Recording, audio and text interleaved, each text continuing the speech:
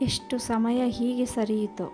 ಒಂದು ದಿನ ಥಟ್ಟನೆ ಎದ್ದು, ಶ್ಯಾಮ ಹೀಗೆಯೇ ಕೋಣೆಯಲ್ಲಿ ಕುಳಿತು ಪುಸ್ತಕಕ್ಕೆ ಅಂಟಿಕೊಂಡಿದ್ದರೆ ಬುದ್ಧಿ ಭ್ರಮಣೆಯಾದೀತು.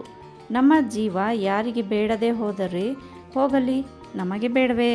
ಇನ್ನು ನಮಗಾಗಿಯಾದರೂ ದುಡಿಯುವ ಆಲೋಚನೆ ಮಾಡುವ ಎಂದ. ಹಾಗೆಂದರೆ ಎಂದನು ಶ್ಯಾಮ.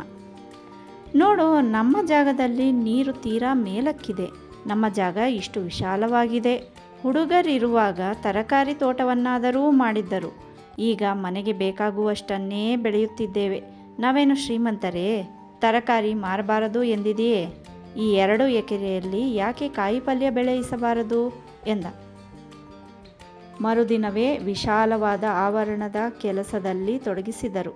ದೊಡ್ಡದಾದ ಬಾವಿ ಮೊದಲೇ ನಿರ್ಮಿತವಾಗಿತ್ತು. ಎಲ್ಲಿಂದಲೋ ಒಂದು ಎಂಜಿನು ಪಂಪು ಬೆಲೆಗೆ ಕೊಂಡ. ಅದನ್ನು ಬಾವಿಗೆ ಬಳಿ ಸ್ಥಾಪಿಸಿ ನಡೆಯಿಸುವ ರೀತಿಯನ್ನು ಕಲಿತು ನೀರಾವರಿಯ ಸಿದ್ಧತೆ ಮಾಡಿದ. ಗೊಬ್ಬರವಿದೆ, ನೀರಿದೆ, ನೆಲವಿದೆ. 1 ವರ್ಷದಲ್ಲಿ ಇದೆಲ್ಲವೂ ತರಕಾರಿ ತೋಟವಾಗಬೇಕು ಎಂದು ಕೆಲಸ ತೊಡಗಿಯೇ ಬಿಟ್ಟ. ತಿರುಗಿ ಸತ್ಯಳನ್ನು ಕೂಡಿ ಬೆಳಗಿನಿಂದ ಸಂಜೆಯ ತನಕ ಸಾಲು ತೆಗೆಯುವ, ನೀರು ಹರಿಯಿಸುವ, ಬೂದಿ ಬಿಕ್ಕುವ, ಬಿತ್ತು ನೆಡುವ, ಚಪ್ಪರ ಹಾಕುವ ಕೆಲಸಗಳು ತೊಡಗಿದವು. ಜತೆಗೆ ಆಳುಗಳನ್ನು ದುಡಿಸಿದರು, ತಾವೂ ದುಡಿದರು. ಈ ಕೆಲಸ ಸುಲಭವೇನೂ ಆಗಲಿಲ್ಲ. ಜಾನುವಾರುಗಳ ಹಾವಳಿಯನ್ನು ತಡೆಯಬೇಕು. ಅವನ್ನು ತಡೆದರೆ ರಾತ್ರಿ ಮೊಲಗಳು ಬಂದು ಮೊಳಕೆ ತಿಂದು ಹೋಗುವುದನ್ನು ಕಂಡು ಕಾವಲಿಡಬೇಕು. ಇನ್ನೊಮ್ಮೆ ಯಾವುದೋ ಹುಳುಗಳ ಉಪದ್ರ. ಮಳೆಗಾಲದಲ್ಲಿ ಇನ್ನಿತರ ಸಮಸ್ಯೆಗಳೂ ಬಂದುವು. ಮಳೆ ಹೆಚ್ಚಾಗಿ ಗಿಡಗಳ ಬೇರು ಕೊಳೆಯುತ್ತದೆ. ಹುಳು ಹೆಚ್ಚಾಗಿ ಗಿಡ ಸಾಯುತ್ತದೆ. ಹೀಗೆ ನಿಸರ್ಗದೊಡನೆ ಸಣ್ಣ ಪುಟ್ಟ ಕಾದಾಟ ನಡೆಸಲೇಬೇಕಾಯಿತು. ಅವನ್ನು ಕಂಡಾಗಲೆಲ್ಲ ಆತ ನಗುತ್ತಾ, ಶ್ಯಾಮ, ಮನುಷ್ಯನನ್ನು ಸುಮ್ಮಗೆ ಕುಳಿತಿರಲು ಬಿಡುವುದಿಲ್ಲವಂತೆ. ಈ ಹುಳುಗಳು, ಮೊಲ, ಹಕ್ಕಿಗಳು ಬಿಟ್ಟವಿಯೇ ಅನ್ನುತ್ತಿದ್ದ. ಆದರೆ ಬೆಳೆದ ಗಿಡಗಳೆಲ್ಲ ಸಾಯುತ್ತಾವೆಯೇ? ಉಳಿದವನ್ನು ನೋಡುತ್ತಾನೆ. ಅವುಗಳ ಹೂ ಮಿಡಿಗಳನ್ನು ಕಂಡು ಹಿಗ್ಗುತ್ತಾನೆ. ಅವು ಫಲಕ್ಕೆ ಬಂದಂತೆ ವ್ಯಾಪಾರಿಯ ಎಣಿಕೆ ಹಾಕುತ್ತಾನೆ. ಶ್ಯಾಮ, ಇವತ್ತು ತೊಂಡೆಕಾಯಿಯಿಂದ 3 ರೂಪಾಯಿ ಬಂತು. ಬೆಂಡೆ ಮಾತ್ರ ಬೆಳೆದದ್ದು ಹೆಚ್ಚಾಯಿತು. ಅಲಸಂದೆಯ ಬೆಳೆಯೇ ಬೆಳೆ. ಟೊಮೆಟೊ ಮಳೆಗಾಲದಲ್ಲಿ ಹುಟ್ಟುವುದಿಲ್ಲವೇ? ಹುಟ್ಟದಿದ್ದರೂ ಗಿಡ ಸೊಕ್ಕಿದುದೇಕೆ? ಮಳೆ ತಪ್ಪಿದರೆ ಆಗುತ್ತದೆಯೋ ಏನೋ. ಹಿಂಗಾರಿಗೆ ತಿಂಗಳವರೆಗೆ ನೆಟ್ಟರಾಯಿತೆ ಎಂದು ಯೋಚನೆ ಮಾಡುತ್ತಾನೆ. ಒಂದೊಂದು ದಿವಸ ಅವನ ಗೋಶಾಲೆಯ ಯಾವುದಾದರೊಂದು ಕರುವೋ ದನವೋ ಮೇವಿಗೆ ಹೋದುದು ರಾತ್ರಿ ತಡವಾಗಿ ಬಂದು ಬೇಲಿ ಮುರಿದು ಪಾರುಪತ್ಯ ನಡೆಯಿಸುವುದುಂಟು. ಒಂದೊಂದು ದಿನ ಹುಲ್ಲಿನ ಗದ್ದೆಗಳನ್ನು ನುಗ್ಗುವುದುಂಟು. ಇನ್ನೊಂದು ದಿನ ಶ್ಯಾಮ ಬಂದು, ಆ ಪಪ್ಪಾಯಿ ಗಿಡದಲ್ಲಿ ಕುಳಿತ 4 ಕಾಯಿಗಳನ್ನು ನೋಡಿದ್ದೆ, ಇಂದು ಏನಾಯಿತು ಎನ್ನುತ್ತಾನೆ. ಯಾರದ್ದಾದರೂ ಕಾಲಿನ ಗುರುತು ಉಂಟೋ ನೋಡು ಅದರ ಬುಡದಲ್ಲಿ ಎನ್ನುತ್ತಾನೆ ಈತ.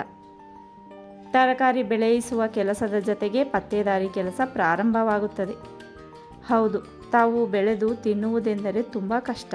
ಬೇಡವೆಂದು ಎಸೆದರೂ ಆಗುವ ಗಿಡ ಪಪ್ಪಾಯಿ. ಆದರೆ ಜನಕ್ಕೆ ನಟ್ಟು ಬೆಳೆಯಿಸಿದ ಹಣ್ಣಿನಲ್ಲಿ ರುಚಿಯಿಲ್ಲ. ಅಷ್ಟು ಕಷ್ಟ ಯಾಕೆ ಪಡಬೇಕು? ಇನ್ನೊಬ್ಬನ ದುಡಿತದ ಮೇಲೆ ಬದುಕುವುದು ಸುಖವೆಂದು ಕಾಣುತ್ತದೆ. ಅವರನ್ನೇನು ದೂರಲಿ? ಅಂಥ ದೊಡ್ಡವರೇ ಬಂದು ನಮ್ಮ ಗೋಶಾಲೆ ಮಠಕ್ಕೆ ಕಣ್ಣಿಡಲಿಲ್ವೇ? ಇವರು ಸಣ್ಣ ಕಳ್ಳರು, ಹೊಟ್ಟೆಯ ಹಸಿವಿಗಾಗಿ ಪಪ್ಪಾಯಿ ಕದ್ದರು ಎಂದು ನಕ್ಕು ವ್ಯಂಗ್ಯ ತಾಳ್ಮೆಯನ್ನು ತಂದುಕೊಳ್ಳುತ್ತಾನೆ. ಒಂದು ದಿವಸ ತುಂಬ ಬೇಸರವಾಯಿತು ಅವನಿಗೆ. ಹೊತ್ತೇರುವ ತನಕ ತೋಟದಲ್ಲಿ ಅಗತ್ಯ ಮಾಡುತ್ತಿದ್ದ. ಮೈ ಬೆವರುತ್ತಿತ್ತು. ಬಿಸಿಲು ಬಹಳ ಕೊರೆಯುತ್ತಿತ್ತು. ನೆರಳಿಗೆ ಹೋಗುತ್ತೇನೆಂದು ಶಾಲೆಯ ಜಗುಲಿಗೆ ಹೋಗಿ ಕುಳಿತುಕೊಂಡ. ಎಷ್ಟೋ ದಿನವಾಗಿತ್ತು. ಅದನ್ನು ಕಂಡರೂ ಅಲ್ಲಿ ಕಾಲಿಡದೆ ಮೈಯ ಬೇಗೆ ತಣಿಯುತ್ತಲೇ ಮನಸ್ಸು ಏಕಮುಖವಾಗಿ ಓಡಿದುದು ಶಾಲೆಯ ವಿಚಾರಕ್ಕೆ. 5 ಮಿನಿಟಿಗೆ ಇಲ್ಲಿಗೆ ಬಂದೇ ಇಷ್ಟು ತಡವಾಯಿತು. ಈ ಶಾಲೆಯು ನಡೆಯುತ್ತಲಿದ್ದರೆ ಎಷ್ಟು ತಂಪು ಇರುತ್ತಿತ್ತು ಎಂದುಕೊಂಡ. ಅದೇ ವಿಚಾರ ಮನಸ್ಸಿನಲ್ಲಿ ಸುಳಿದಾಡಿತು. ಮನೆಗೆ ಬಂದು ಮೈ ತೊಳೆದುಕೊಂಡನು. ಊಟಕ್ಕೆ ಕುಳಿತುಕೊಂಡನು. ಸತ್ಯ ಅನ್ನ ಬಡಿಸಿದಳು.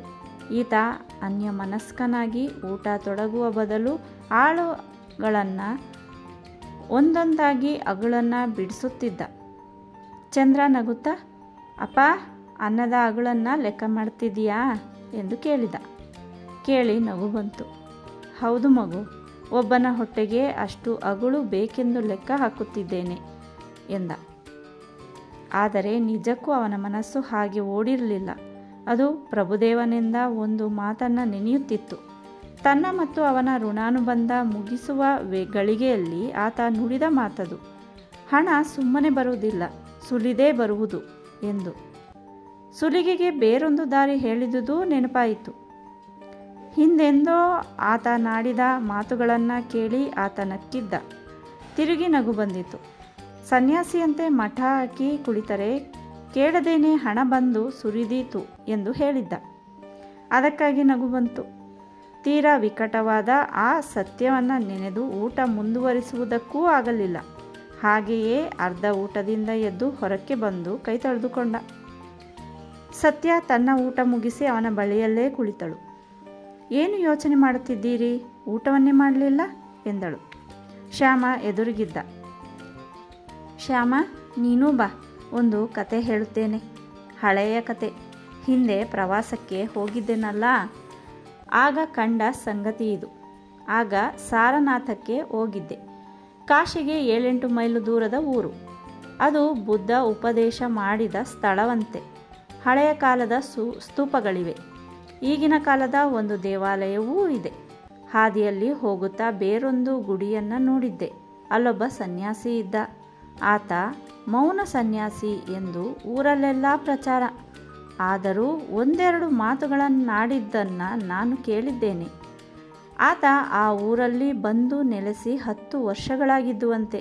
ಅವನನ್ನು ನೋಡಲಿಕ್ಕೆ ಬರುವವರು ಎಷ್ಟು ಮಂದಿ! ಸಾರನಾಥಕ್ಕೂ ಅಷ್ಟು ಜನ ಹೋಗಲಾರರು. ಯಾವ್ಯಾವ ಊರುಗಳಿಂದ ಎಂತೆಂಥ ಜನರು ಬರುತ್ತಿದ್ದರು. ಬಂದು ಅವನ ಎದುರಿಗೆ ಕೇಳದೇ ಹಣ ಸುರಿಯುತ್ತಿದ್ದರು.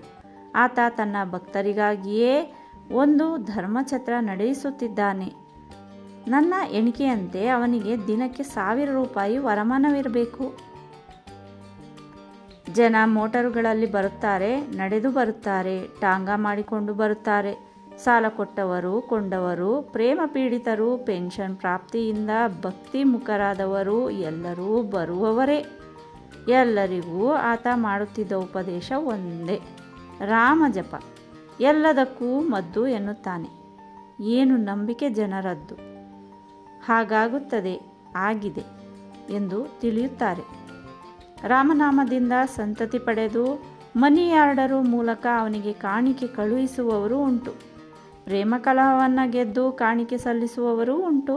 ಅನೇಕ ಸಾಹುಕಾರರು ತಮ್ಮ ಲಾಭದಲ್ಲಿ ರೂಪಾಯಿಗೆ 1 ಅಂಶವನ್ನು ತೆಗೆದಿರಿಸಿ ಅವನಿಗೆ ಕಳುಹಿಸುತ್ತಿದ್ದರಂತೆ. ಆಗ ನೆನಪಾಯಿತು, ಅವನ ಹೆಸರು ಶ್ರೀರಾಮ್ ಮಹಾರಾಜ್ ಎಂದು.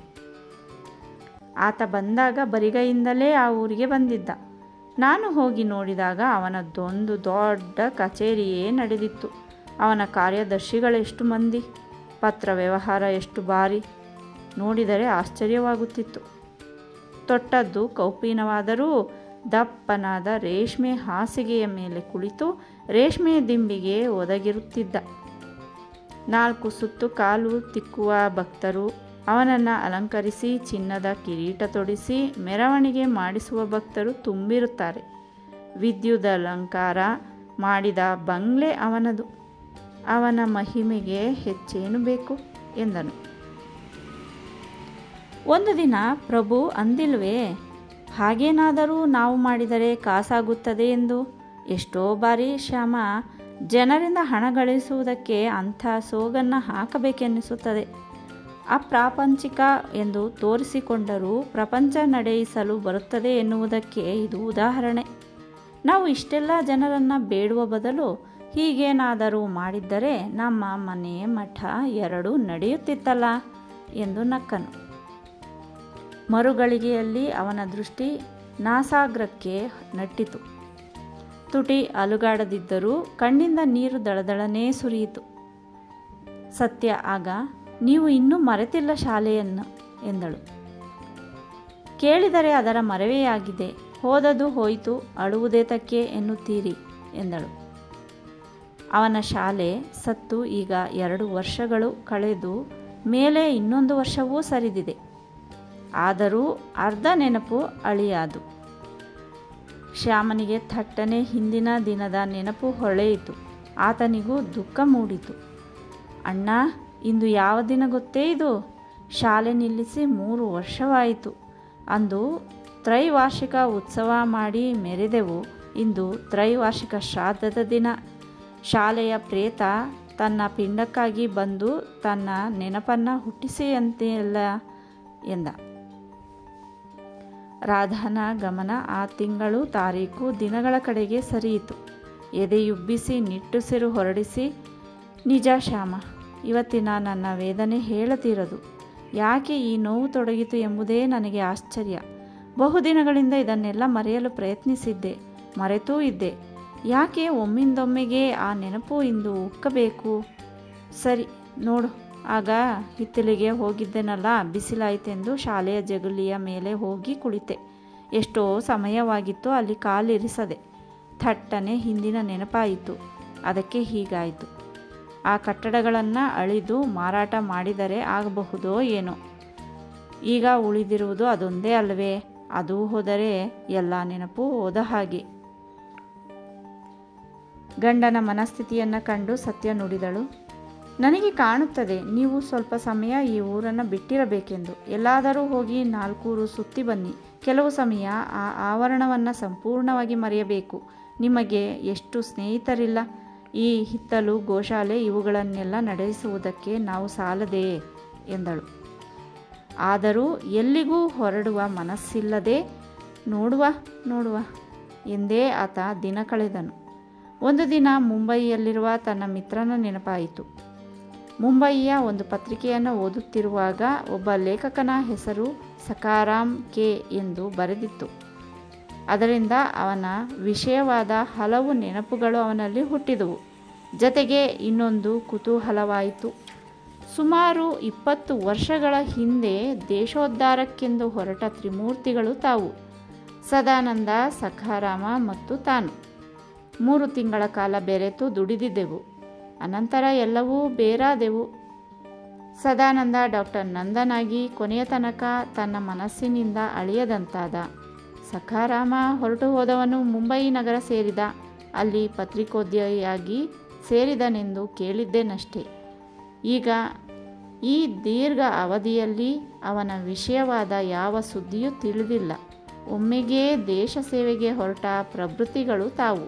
ತನ್ನ ಪಾಡು ಗೊತ್ತೇ ಇದೆ. ನಂದನ ಪಾಡು ತಿಳಿದಾಯಿತು. ಇನ್ನು ಈತ ಏನು ಮಾಡುತ್ತಾನೆ ಎಂಬ ಹಿರಿಯ ಕುತೂಹಲ ಉಂಟಾಗಿ ಅವನಿಗೆ ಒಂದು ಪತ್ರವನ್ನು ಬರೆದ. ಉತ್ತರ ಬರುವುದೆಂಬ ನಿರೀಕ್ಷಣೆಯೇನೂ ಇರಲಿಲ್ಲ. ಹಾಗೆ ಯಾರಿಂದಲೂ ಆತ ಏನನ್ನೂ ನಿರೀಕ್ಷಿಸುವಂತಿಲ್ಲ. ಆದರೂ ಸಕಾಲದಲ್ಲೇ ಪ್ರತ್ಯುತ್ತರ ಬಂದಿತು.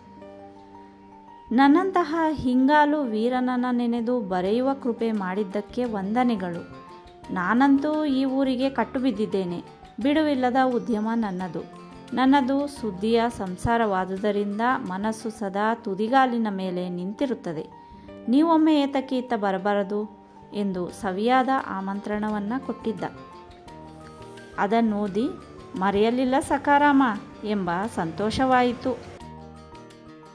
ಗೆಳೆಯನ ದೀರ್ಘ ಪತ್ರದ ಒಂದೊಂದೇ ಹಾಳೆಯನ್ನು ಮಗುಚುತ್ತಾ ಕುಳಿತ. ಕೊನೆಗೆ ನನ್ನ ಕೆಲಸದ ಅವತಾರವೆಲ್ಲ ಮುಗಿದ ಹಾಗೆ. ಸತ್ಯ ಹೇಳಿದ ಹಾಗೆ ಯಾಕೆ ನಾನು ಒಂದು ಸಾರಿ ಸಂಚಾರ ಮಾಡಿಕೊಂಡು ಬರಬಾರದು? ಮುಂಬಯಿಗೆ ಹೋಗಿ ಬರುತ್ತೇನೆ. ಎಲ್ಲ ಚಿಂತೆಗಳನ್ನು ಬಿಟ್ಟು ಅಲ್ಲಿ ಸ್ವಲ್ಪ ಕಾಲ ಕುಳಿತಿರುತ್ತೇನೆ ಎಂದು ನಿರ್ಧರಿಸಿದ. ಹೆಂಡತಿಯ ಮುಂದೆ ಸಖಾರಾಮನ ವಿಚಾರವನ್ನು ಹೇಳಿ ಅವನ ಆಮಂತ್ರಣವನ್ನು ಕುರಿತು ತಿಳಿಸಿದ. ಸತ್ಯ, ನಿಜಕ್ಕೂ ನೀವು ಹೊರಡುವುದು ಒಳ್ಳೆಯದು. ಆದರೆ ಹಿಂದಕ್ಕೆ ಬಾರದೇ ಇರಬೇಡಿ. 3 ತಿಂಗಳ ಕಾಲ ಸುಖವಾಗಿ ಇದ್ದು ಬನ್ನಿ. ಆದರೆ ಮನೆಯಲ್ಲಿ ಹೆಂಡತಿ, ಮಕ್ಕಳು, ಶ್ಯಾಮ, ಅವನ ಸಂಸಾರ ಎಲ್ಲರೂ ಇದ್ದಾರೆ. ಹಿಂದಕ್ಕೆ ಬರುವುದುಂಟು ಎಂಬ ನೆನಪು ಮಾತ್ರ ಇರಲಿ ಎಂದು ಪರಿಹಾಸ್ಯವನ್ನು ಮಾಡಿ ಬಲವಂತವನ್ನೂ ಮಾಡಿದಳು. ಆತ ಒಪ್ಪಿಕೊಂಡು ಮುಂಬಯಿಗೆ ಹೊರಡುವ ತಯಾರಿ ನಡೆಯಿಸಿದ.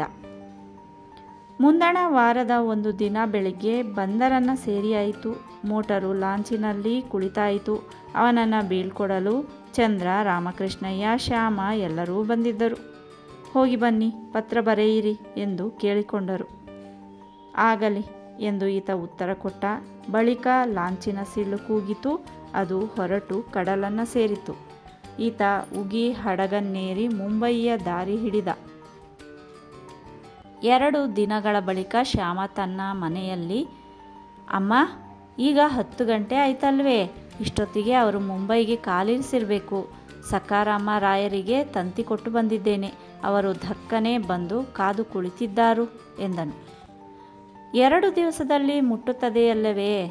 ಪಾಪ, ಇಷ್ಟು ವರ್ಷಗಳೂ ಅವರಿಗೆ ಚಿಂತೆ ಯೋಚನೆ ತಪ್ಪಿರಲಿಲ್ಲ. ಅವರ ಆಯುಷ್ಯವೆಲ್ಲ ಹೀಗೆ ಕೊರಗಿ ಕರಗುವುದಕ್ಕೇನೇ ಆಯಿತು. ಆ ಕಟ್ಟಡಗಳೆಲ್ಲ ಕಣ್ಣೆದುರು ನಿಂತರೆ ಇವು ತನ್ನನ್ನು ಬೆನ್ನಟ್ಟಿದ ಶನಿಯಂತೆ ಕಾಣುತ್ತಿರಬೇಕು. ನಮಗೂ ಅವರ ಋಣವಿಲ್ಲವಾಯಿತು, ಶಾಲೆಗೂ ನಮ್ಮ ಋಣವಿಲ್ಲ. ಅದೃಷ್ಟ ಇಲ್ಲದ ವಾಸ್ತವಿಗಾಗಿ ಯಾಕೆ ಚಿಂತಿಸಿ ಕುಳಿತಿರಬೇಕು?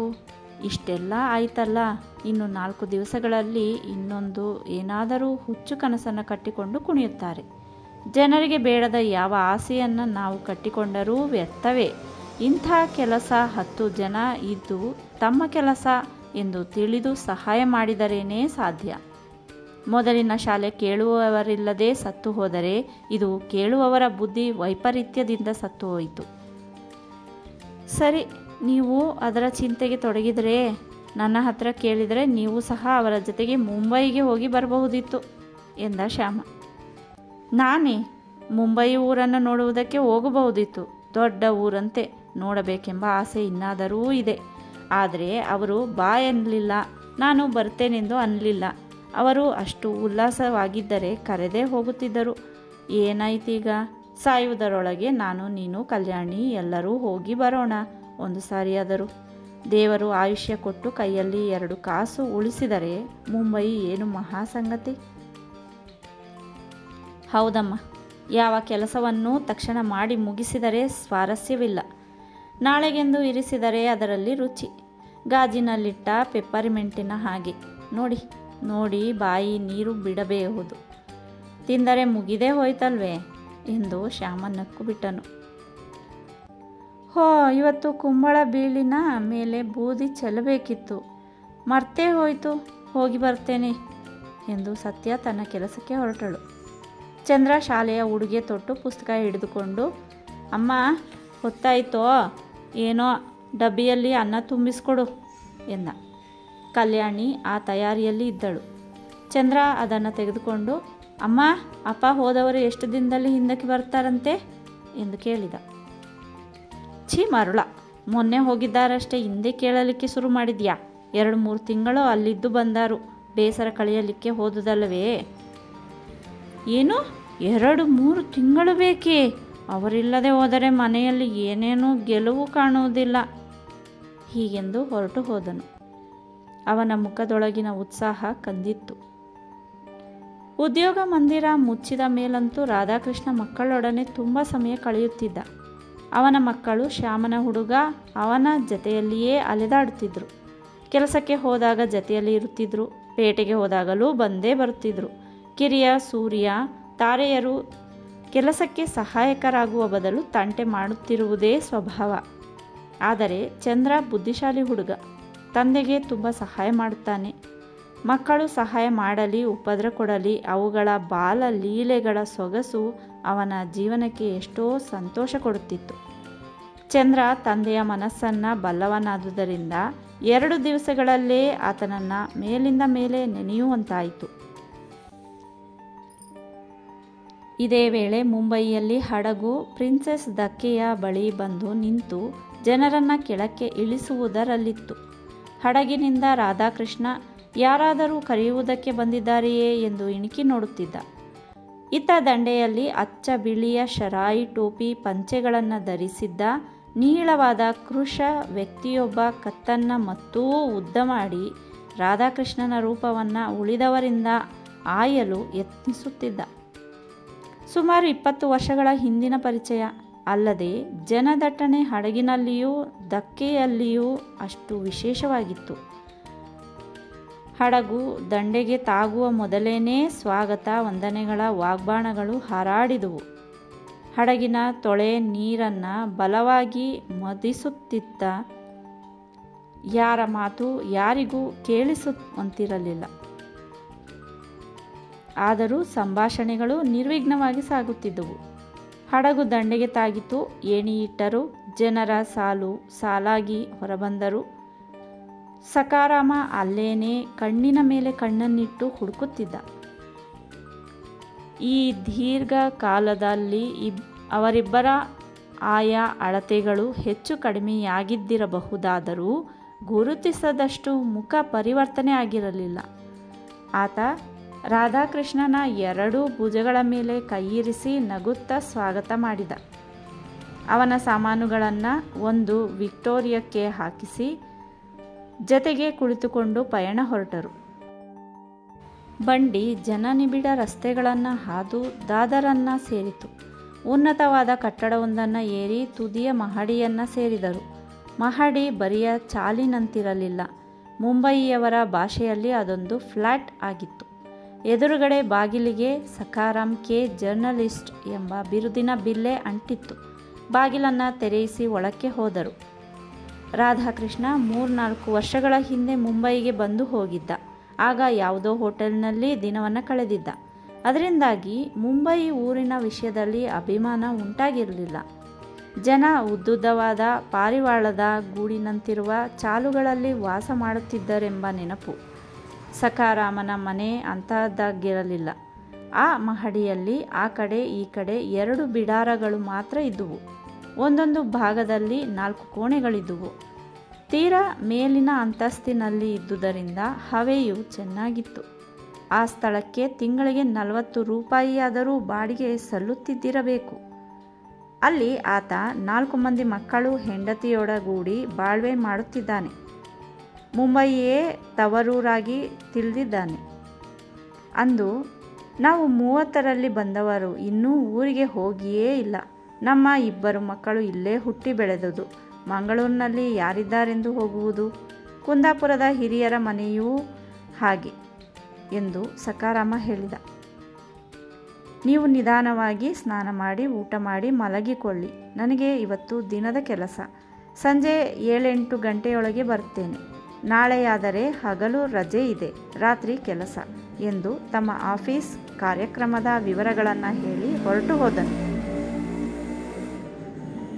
ರಾಧಾ ಮೊದಲು ಸ್ನಾನ ಮುಗಿಸಿ ಊಟ ಮಾಡಿ ವಿರಮಿಸಿದ. ವಿರಾಮವೇನು, ದೀರ್ಘ ನಿದ್ರೆಯೇ ಆಯಿತು. ಆತನಿಗೆ ಎಚ್ಚರವಾದುದು ಸಂಜೆ 4 ಗಂಟೆಗೆ. ಸಕಾರಾಮನ ಮಗಳು ಕಿಶೋರಿ ಆಗತಾನೇ ಶಾಲೆಯಿಂದ ಬಂದಿದ್ದಳು. ಆಕೆ ಕನ್ನಡವನ್ನು ಸಂಪೂರ್ಣ ಮರೆತು ಮರಾಠಿಯಲ್ಲೇ ಆಯಿಯೊಡನೆ ಮಾತನಾಡಿದಳು. ಹೇ ಮಾಮ ಕೋಣ್ ಎಂದು ಪ್ರಾರಂಭ ಮಾಡಿದಳು. ತಾಯಿ ಉತ್ತರವಿತ್ತಳು. ಆಕೆಗೂ ಮುಂಬಯಿಯ ಗಾಳಿ ಬೀಸಿ ಕನ್ನಡ ಮರೆತಂತಿತ್ತು. ಮನೆ ಮಾತಾದ ಕೊಂಕಣಿ ಮರಾಠಿಗೆ ರೂಪಾಂತರಗೊಂಡಿತ್ತು. ರಾಧಾಕೃಷ್ಣನೊಡನೆ ಮಾತನಾಡುವಾಗಲೆಲ್ಲ ಮರಾಠಿ ಕೊಂಕಣಿಗಳ ಮಿಲಾವಣೆಯಾಗುತ್ತಿತ್ತು. ಸಕಾರಾಮ ಕನ್ನಡವನ್ನು ಸಂಪೂರ್ಣ ಮರೆತಿರಲಿಲ್ಲ. ಮನೆಯಲ್ಲಿ ಭಾಷೆಗಳ ಗೊಂದಲ ನೋಡಿ ರಾಧಾಕೃಷ್ಣ ನಕ್ಕಾಗ, ಕನ್ನಡ ಹೊತ್ತುಕೊಂಡು ಏನು ಮಾಡುವುದಿದೆ, ಇನ್ನು ನಾವು ಸಾಯುವುದು ಇಲ್ಲಿಯೇ ಎಂದು ಉತ್ತರವಿತ್ತ. ಮನೆಗೆ ಬಂದ ಕಿಶೋರಿಗೂ ಅವನಿಗೂ ಉಪಹಾರವನ್ನು ಕೊಟ್ಟರು. ಕಿಶೋರಿ 14 ವರ್ಷದ ಹುಡುಗಿ. ಚೆನ್ನಾಗಿ ಇಂಗ್ಲೀಷು ಬಲ್ಲಳು. ಕ್ರಿಶ್ಚಿಯನ್ ಸ್ಕೂಲು ಒಂದರಲ್ಲಿ ಪಾಠ ಮಾಡುತ್ತಿದ್ದುದರಿಂದ ಹಾಲಿನೊಡನೆಯೇ ಇಂಗ್ಲೀಷು ಕೋಶದ ಶಬ್ದಗಳನ್ನು ಕುಡಿದವಳಂತೆ ಸಟಸಟನೆ ಮಾತನಾಡತೊಡಗಿದಳು. ರಾಧಾಕೃಷ್ಣನ ಸಂಭಾಷಣೆ ನಿರಾತಂಕವಾಗಿ ನಡೆಯಿತು. ಮಾಮಾರನ್ನ ಮೊದಲ ದಿನ ಕಡಲ ವಿಹಾರಕ್ಕೆ ಕರೆದುಕೊಂಡು ಹೋದವಳೇ ಕಿಶೋರಿ. ಅಲ್ಲಿ ಶಿವಾಜಿ ಪಾರ್ಕಿನ ಬದಿಯ ಕಡಲಿನ ದಂಡೆಯಲ್ಲಿ ಅವರನ್ನು ಕುಳ್ಳಿರಿಸಿ ತಾನು ಮರಳಿನಲ್ಲಿ ಆಟವಾಡತೊಡಗಿದಳು. ಮರಳಲ್ಲಿ ಕುಣಿ ತೋಡುವಳು. ಹಸಿ ಮಣ್ಣನ್ನು ಕಾಲಿಗೆ ಒತ್ತಿ ಗವಿಯಂತೆ ಗೂಡು ಮಾಡುವಳು. ಒಮ್ಮೊಮ್ಮೆ ಕಡಲಿನ ಅಲೆಗಳನ್ನು ತುಳಿಯಲು ಆಚೀಚೆ ಓಡುವಳು. ತುಂಬ ದುರ್ಬಲವಾದ ಅಲೆಗಳು ಅಲ್ಲಿಯವು. ನೀರಿಗೂ ಕೊಳೆಯ ಬಣ್ಣ. ಆ ನೀರು ಮೆಲ್ಲಗೆ ಹರಿದು ಬಂದು ಕಿಶೋರಿ ಕಟ್ಟಿದ ಬಾವಿಯನ್ನು ತುಂಬುತ್ತಿತ್ತು. ಮನೆಯನ್ನು ಅಳಿದು ಬಿಡುತ್ತಿತ್ತು. ನನ್ನ ಕನಸಿನ ಮನೆಗಳು ಇಂಥವೇ ಅಲ್ಲವೇ ಎಂದು ರಾಧಾಕೃಷ್ಣ ನೋಡಿ ನೆನೆದು ನಕ್ಕ. ಸುಮಾರು 2 ಗಂಟೆಯ ತನಕ ಅಲ್ಲಿಯೇ ಹೊತ್ತು ಕಳೆದರು. ಹೊತ್ತು ಮುಳುಗಿದ ಮೇಲೆ ಕಿಶೋರಿ ಮಾಮನ ಬಳಿಯಲ್ಲಿ ಕುಳಿತು ಮುಂಬಯಿಯ ಕತೆ ಹೇಳುತ್ತಿದ್ದಳು. ಜನ ಹೇಗೆ ಯುದ್ಧ ಭೀತಿಯಿಂದ ಊರು ಬಿಡುತ್ತಿದ್ದಾರೆ, ತಮಗೆ ಅಷ್ಟು ಸುಲಭದಲ್ಲಿ ಅಂಥ ಚೆನ್ನಾದ ಮನೆ ಹೇಗೆ ಬಾಡಿಗೆಗೆ ದೊರೆಯಿತು ಎಂಬ ಕಥೆಯನ್ನು ಹೇಳುತ್ತಿದ್ದಳು. ಈತ ಅವಳ ಅಣ್ಣ ತಮ್ಮಂದಿರ ವಿಚಾರವಾಗಿ ಪ್ರಶ್ನೆ ಮಾಡುತ್ತಿದ್ದ. ಇನ್ನು ಹೊರಡುವಾ ಎಂದು ಹೊರಟರು. ಬಹುದೂರ ಹೋಗಬೇಕಾಗಿರಲಿಲ್ಲ. ಅಲ್ಲದೆ ಕತ್ತಲೆ ಕವಿದ ದಾರಿ. ಆದರೆ ಎಲ್ಲ ಮನೆಗಳ ಕಿಟಕಿ ಬಾಗಿಲುಗಳ ಕದವಿಕ್ಕಿದರೂ ತೆರೆ ಹಾಕಿದ್ದರು. ಅಂತೂ ಬೆಳಕು ಕಾಣಿಸುತ್ತಿರಲಿಲ್ಲ. ರಾತ್ರಿ 10 ಗಂಟೆಯ ಮೇಲೆ ದೀಪ ಉರಿಯುವುದಕ್ಕೇ ಇಲ್ಲ ಎಂದಳು ಆ ಹುಡುಗಿ. ಹಿಂದೆ ತಾನು ಮುಂಬಯಿಗೆ ಬಂದಾಗ ರಾತ್ರಿ ವೇಳೆಯಲ್ಲಿ ಮುಂಬಯಿ ನಿತ್ಯ ದೀಪೋತ್ಸವ ಮಾಡುತ್ತಿದ್ದಂತೆ ಕಾಣುತ್ತಿತ್ತು. ಈಗ ಅಷ್ಟೊಂದು ಅಂಧಕಾರವು ತುಂಬಿದೆ. ಮುಂಬಯಿ ತನ್ನಂತೆಯೇ ಆಗಿದೆ ಅನ್ನುತ್ತಾ ಆತ ಮನೆಗೆ ಮರಳಿದನು. ತನ್ನ ಮಿತ್ರನ ಮನೆಯಲ್ಲಿ ರಾಧಾಕೃಷ್ಣ ಬಹುದಿನ ಸಂತೋಷವಾಗಿ ಕಳೆದ. ಸಖಾರಾಮ ಅಂದಿನಿಂದ ಇಂದಿಗೂ ಒಂದೇ ಬಗೆಯ ಚಿತ್ತವೃತ್ತಿ ಇರಿಸಿಕೊಂಡವನಂತೆ ಕಂಡಿತು.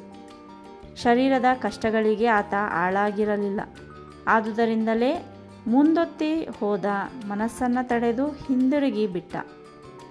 ಕುಂದಾಪುರದಲ್ಲಿ ಕಳೆದ 3 ತಿಂಗಳೇ ಅದಕ್ಕೆ ಕೊನೆ. ಸಂಸಾರದ ನಿಜತ್ವ, ಹೆಂಡತಿ ಮಕ್ಕಳನ್ನು ಸಾಕುವ ಹೊಣೆಗಾರಿಕೆಗಳಿಂದಾಗಿ ಅವನು ಜೀವನದ ದಾರಿಯನ್ನು ಬದಲಿಸಿದ. ಮುಂಬಯಿಗೆ ಬಂದು ಇದ್ದ ಮೊದಲಿನ 2-3 ವರ್ಷಗಳ ಕಾಲ ಏನೇನೋ ನೌಕರಿಗಳನ್ನು ಮಾಡಿಕೊಂಡು ಸಮಯ ಕಳೆದ. ದೊರೆತ ವೇತನ ತನ್ನ ಖರ್ಚು ವೆಚ್ಚಕ್ಕೆ ಸಾಕಾಯಿತಾದರೂ ಗುಮಾಸ್ತಿಕೆಯ ಉದ್ಯೋಗದಿಂದ ಮನಸ್ಸಿಗೆ ತೃಪ್ತಿ ಬರಲಿಲ್ಲ. ಸ್ವಂತ ಬಯಕೆಗಳುಳ್ಳ ಮನುಷ್ಯನಿಗೆ ಗುಮಾಸ್ತಿಕೆಯ ರೂಪ ಎಂಥದಾದರೂ ಆ ಉದ್ಯೋಗ ಉತ್ಸಾಹ ಕೊಡುವಂತಿಲ್ಲ. ಈತಗೆ ರಾಜಕೀಯದಲ್ಲಿ ಅಭಿರುಚಿ ಹೆಚ್ಚು. ದೇಶದ ಮೇಲಿನ ಪ್ರೀತಿ ಬಲವಾಗಿಯೇ ಇತ್ತು. ಅದರಿಂದಾಗಿ ಮುಂಬಯಿಯ ಅನೇಕ ಪುಸ್ತಕ ಭಂಡಾರಗಳ ಪರಿಚಯ ಮಾಡಿಕೊಂಡು ಚರಿತ್ರೆ, ರಾಜಕಾರಣಿಗಳ ಗ್ರಂಥಗಳನ್ನು ಅಭ್ಯಾಸ ಮಾಡತೊಡಗಿದ.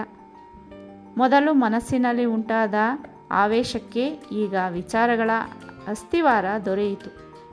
ಭಾವಾವೇಶಗಳಿಂದ ರಾಜಕೀಯ ತತ್ವಗಳನ್ನು ಒಪ್ಪಿ ಕೂಗಾಡುವ ಬದಲು ಯೋಚಿಸಿ ತನ್ನದೇ ಆದ ತೀರ್ಮಾನಗಳನ್ನು ಮಾಡುವುದಕ್ಕೆ ಸಹಾಯವಾಯಿತು. ಅದರ ಜೊತೆಗೆ ತನ್ನ ವಿಚಾರಗಳನ್ನು ಜನರ ಮುಂದಿಡಬೇಕೆಂಬ ಹಂಬಲ ಹೆಚ್ಚಿತು. ಪತ್ರಿಕೆಗಳಿಗೆ ರಾಜಕೀಯ ವಿಷಯಗಳ ಮೇಲೆ ಲೇಖ ಬರೆಯತೊಡಗಿದ. ತನ್ನ ಆವೇಶ ಕೆಲಸಕ್ಕೆ ನೆರವಾಗಲಿಲ್ಲ ಎಂದು ಅರಿತವನು ಬರಹಗಳಲ್ಲಿ ಆವೇಶಕ್ಕೆ ಎಡಗೊಡದೆ ವಿಷಯ, ವಸ್ತು, ಅಂಕೆ ಸಂಖ್ಯೆಗಳ ತುಲನೆಯಿಂದ ನಾಡಿನ ಬಹುಮುಖವಾದ ಪ್ರಶ್ನೆಗಳನ್ನು ಕುರಿತು ಬರೆಯತೊಡಗಿದನು.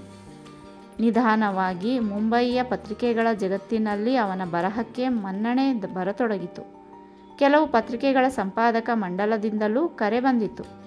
ಆದರೆ ಅಲ್ಲಿನ ಒಂದೇ ಒಂದು ತೊಡಕನ್ನು ಮನಗಾಣುವುದು ಕಷ್ಟವಾಗಲಿಲ್ಲ. ಉಪಸಂಪಾದಕನಾಗಿ ಕೆಲಸ ಮಾಡಿ ಸುಖ ಜೀವನವನ್ನೇನೋ ಸಾಗಿಸಬಹುದು. ಆದರೆ ಒಂದೊಂದು ಪತ್ರಿಕೆ ಒಂದೊಂದು ಪಂಗಡಕ್ಕೆ, ಒಂದೊಂದು ಪಂಥಕ್ಕೆ ಕಟ್ಟು ಬಿದ್ದಿರುವಾಗ ನಿರ್ಭೀತಿಯಿಂದ ಬರೆಯಬಹುದೇ ಎಂಬ ಅನುಮಾನ ಇದ್ದೇ ಇತ್ತು. ಹಾಗೂ ಹೀಗೂ ಬರವಣಿಗೆಯಿಂದ ಮೆಲ್ಲಗೆ ಒಂದು ಸ್ಥಾನವನ್ನು ದೊರಕಿಸಿಕೊಂಡ. ಈಗ ತನ್ನ ವಿಚಾರ ಸ್ವಾತಂತ್ರ್ಯವನ್ನು ಕಾಪಾಡಿಕೊಳ್ಳುವ ಪತ್ರಿಕೋದ್ಯೋಗಿಯಾಗಿ ಬಾಳ್ವೆಯನ್ನು ಸಾಧ್ಯ ಮಾಡಿಕೊಂಡಿದ್ದಾನೆ. ರಾಧಾಕೃಷ್ಣ ಸಖಾರಾಮನೊಡನೆ ಅನೇಕ ಬಾರಿ ಚರ್ಚೆ ನಡೆಸುತ್ತಾನೆ. ಪ್ರಪಂಚದ ಎಲ್ಲ ಪ್ರಶ್ನೆಗಳೂ ಮಾತಿನಲ್ಲಿ ಬರುತ್ತವೆ. ಆಗ ಸಖಾರಾಮನಲ್ಲಾದ ಮಾನಸಿಕ ಪರಿವರ್ತನೆಗಳನ್ನು ತಿಳಿಯುವುದು ರಾಧಾಕೃಷ್ಣನಿಗೆ ಸಾಧ್ಯವಾಗಿದೆ. ಹಿಂದೆ ಅವರು ಜತೆಯಲ್ಲಿದ್ದಾಗ ಉತ್ಕಟ ದೇಶಾಭಿಮಾನಿ, ಜೊತೆಗೆ ಗಾಂಧಿ ಅಭಿಮಾನಿ, ಗಾಂಧಿ ತತ್ವ ಅಭಿಮಾನಿ ಮಾತ್ರ ಅವನಿಗೆ ಕಾಣಿಸುತ್ತಿತ್ತು. ಇಬ್ಬರ ವಿಚಾರ ಸರಣಿಗಳು ಒಂದೇ ತೆರನಾಗಿದ್ದುವು. ಈಗ ಹಾಗಲ್ಲ. ಅವರ ಚರ್ಚೆಗಳ ರೀತಿಯೂ ಭಿನ್ನವಾಗಿವೆ. ತೀರ್ಮಾನಗಳಲ್ಲಿಯೂ ಎಷ್ಟೋ ವ್ಯತ್ಯಾಸ. ತಾವು ಚರ್ಚಿಸುತ್ತಿರುವ ವಿಷಯಗಳಿಗೆ ಎಷ್ಟೆಲ್ಲ ಮುಖಗಳು ಸಾಧ್ಯ ಎಂದು ರಾಧಾಕೃಷ್ಣ ತಿಳಿಯತೊಡಗಿದ್ದಾನೆ. ಚರ್ಚೆಯ ಅನೇಕ ವಿಷಯಗಳು ವಿಶಾಲ ಜಗತ್ತಿನವು. ಆ ಜಗತ್ತಿನ ಪ್ರಶ್ನೆ, ಸಮಸ್ಯೆಗಳನ್ನು ಕುರಿತು ತಿಳುವಳಿಕೆ ಅವನಿಗೆ ತೀರಾ ಕಡಿಮೆ. ಆದರೆ ಅನುಭವದ ರಾಜ್ಯದಲ್ಲಿ ಆತ ಪರಿಪುಷ್ಟ. ಎಷ್ಟೋ ಬಾರಿ ಆತ ಅನುಭವದಿಂದ ಕಲಿತುದನ್ನೆಲ್ಲ ಸಖಾರಾಮ ತನ್ನ ವಿಚಾರ ಓದುಗಳಿಂದ ಕಲಿತಿದ್ದಾನೆ ಎಂದು ತೋರುತ್ತದೆ. ಪ್ರತಿದಿನವೂ ಸಖಾರಾಮ ಮನೆಗೆ ಬಂದನೆಂದರೆ ಚರ್ಚೆ ತೊಡಗುವುದು. ಅವನ ಜೊತೆಯಲ್ಲಿ ವಿಹಾರಕ್ಕೆ ಹೊರಟರೆ ಚರ್ಚೆಯೇ. ಸಿನಿಮಾ ಗೃಹದಲ್ಲಿ ಕುಳಿತು ಚಿತ್ರ ನೋಡುತ್ತಿರುವಾಗಲೂ ಎಡೆ ಎಡೆಯಲ್ಲಿ ಅನೇಕ ವಿಷಯಗಳ ಜಿಜ್ಞಾಸೆ ನಡೆಯುತ್ತಿತ್ತು. ರಾಧಾಕೃಷ್ಣನ ಯಾವತ್ತು ವೃತ್ತಾಂತವನ್ನು ಕೇಳಿ ತಿಳಿದ ಸಖಾರಾಮ ಸ್ವಲ್ಪ ಕಾಲ ತನ್ನಲ್ಲೇ ಉಳಿದುಕೊಳ್ಳುವುದಕ್ಕೆ ಬಲವಂತ ಮಾಡಿದುದರಿಂದಲೂ ಈತನ ಇಷ್ಟ ಆಗಿದ್ದುದರಿಂದಲೂ ಆ ಗೆಳೆತನ ತುಂಬ ಹಿತವಾಯಿತು. ಎಲ್ಲ ಸಮಯವನ್ನು ಮಾತಿನಲ್ಲೇ ಕಳೆಯಲು ಬರುವುದಿಲ್ಲವಲ್ಲ. ಸಖಾರಾಮ ಆರಿಸಿ ತಂದು ಕೊಡುತ್ತಿದ್ದ ಪುಸ್ತಕ ಪತ್ರಿಕೆಗಳನ್ನು ಓದುವುದರಲ್ಲಿ ರಾಧಾಕೃಷ್ಣ ಸಮಯ ಕಳೆದ. ಜಗತ್ತಿನ ಅತ್ಯಂತ ಅವಿಶ್ರಾಂತಿಯ ಸಮಯ ಅವನಿಗೆ ವಿಶ್ರಾಂತಿಯ ಸಮಯವಾಗಿದೆ. ಹಾಗಿರುವ ವೇಳೆಯಲ್ಲಿಯೇ ಈತ ಹುಚ್ಚನಂತೆ ಮುಂಬೈಗೆ ಬಂದಿದ್ದರೂ ಮುಂಬಯಿಯ ನಗರ ಬರಿದಾಗುತ್ತಲೇ ಇತ್ತು. ಮನೆಯಲ್ಲಿ ಹೆಚ್ಚು ಮಂದಿ ದುಡಿಯಲು ಆಗದವರು ತಮ್ಮ ಕುಟುಂಬಗಳನ್ನು ಹಳ್ಳಿಗಳಿಗೆ ಕಳುಹಿಸಿಕೊಟ್ಟು ತಾವು ಒಂಟಿ ಜೀವನದಿಂದ ಕಾಲಯಾಪನೆ ಮಾಡುತ್ತಿದ್ದರು. ಸಖಾರಾಮನೊಡನೆ ನೀನೇಕೆ ಸಂಸಾರವನ್ನು ಊರಿಗೆ ಕಳುಹಿಸಿಕೊಟ್ಟಿಲ್ಲ ಎಂದು ಕೇಳಿದರೆ, ಜರ್ಮನ್ ಇಲ್ಲವೇ ಇಟಲಿ ಸೇನೆ ಬರುವಲ್ಲಿ ಮುಂಬೈ ನಗರಕ್ಕೆ ಮಾತ್ರ ಬರುತ್ತದೆಯೇ ಎಂದು ಹೇಳಿ ನಗುತ್ತಿದ್ದ. ಒಮ್ಮೆ ಯುದ್ಧದ ಕೋಲಾಹಲ ಬಂತೆಂದರೆ ಪೇಟೆ ಹಳ್ಳಿಗಳೆಲ್ಲ ಒಂದೇ ಅವಸ್ಥೆಗೆ ಬರುತ್ತವೆ ಎನ್ನುತ್ತಿದ್ದ. ಮುಂಬೈಗೆ ಹೋದುದರಿಂದ ರಾಧಾಕೃಷ್ಣನಿಗೆ ಇನ್ನೊಂದು ಲಾಭವೂ ಆಯಿತು. ಯುರೋಪಿನಿಂದ ನಿರಾಶ್ರಿತರಾಗಿ ಹಲವಾರು ಯಹೂದಿ ಕುಟುಂಬಗಳು ಮುಂಬೈಗೆ ಬಂದಿದ್ದುವು. ಸಖಾರಾಮನ ಗೆಳೆತನದಿಂದ ಅಂಥ ಕೆಲವರ ಪರಿಚಯವಾಯಿತು. ಕಂಗಾಲಾಗಿ ಬಂದ ಜನ ತಮ್ಮ ಅನಿಶ್ಚಿತವಾದ ಬಾಳ್ವೆಯನ್ನು ನೆನೆದುಕೊಂಡು ಹೇಗೆ ಜೀವಿಸುತ್ತಿದ್ದಾರೆಂದು ಆತ ತಿಳಿಯಲು ಪ್ರಯತ್ನಿಸಿದ. ಜರ್ಮನಿ, ಪೋಲೆಂಡುಗಳಿಂದ ಸರ್ವಸ್ವವನ್ನೂ ಕಳೆದುಕೊಂಡು ಬಂದ ಅವರ ದಾರುಣ ಕಥೆಯನ್ನು ಕೇಳಿ ಆತನ ಎದೆ ಕರಗಿತು.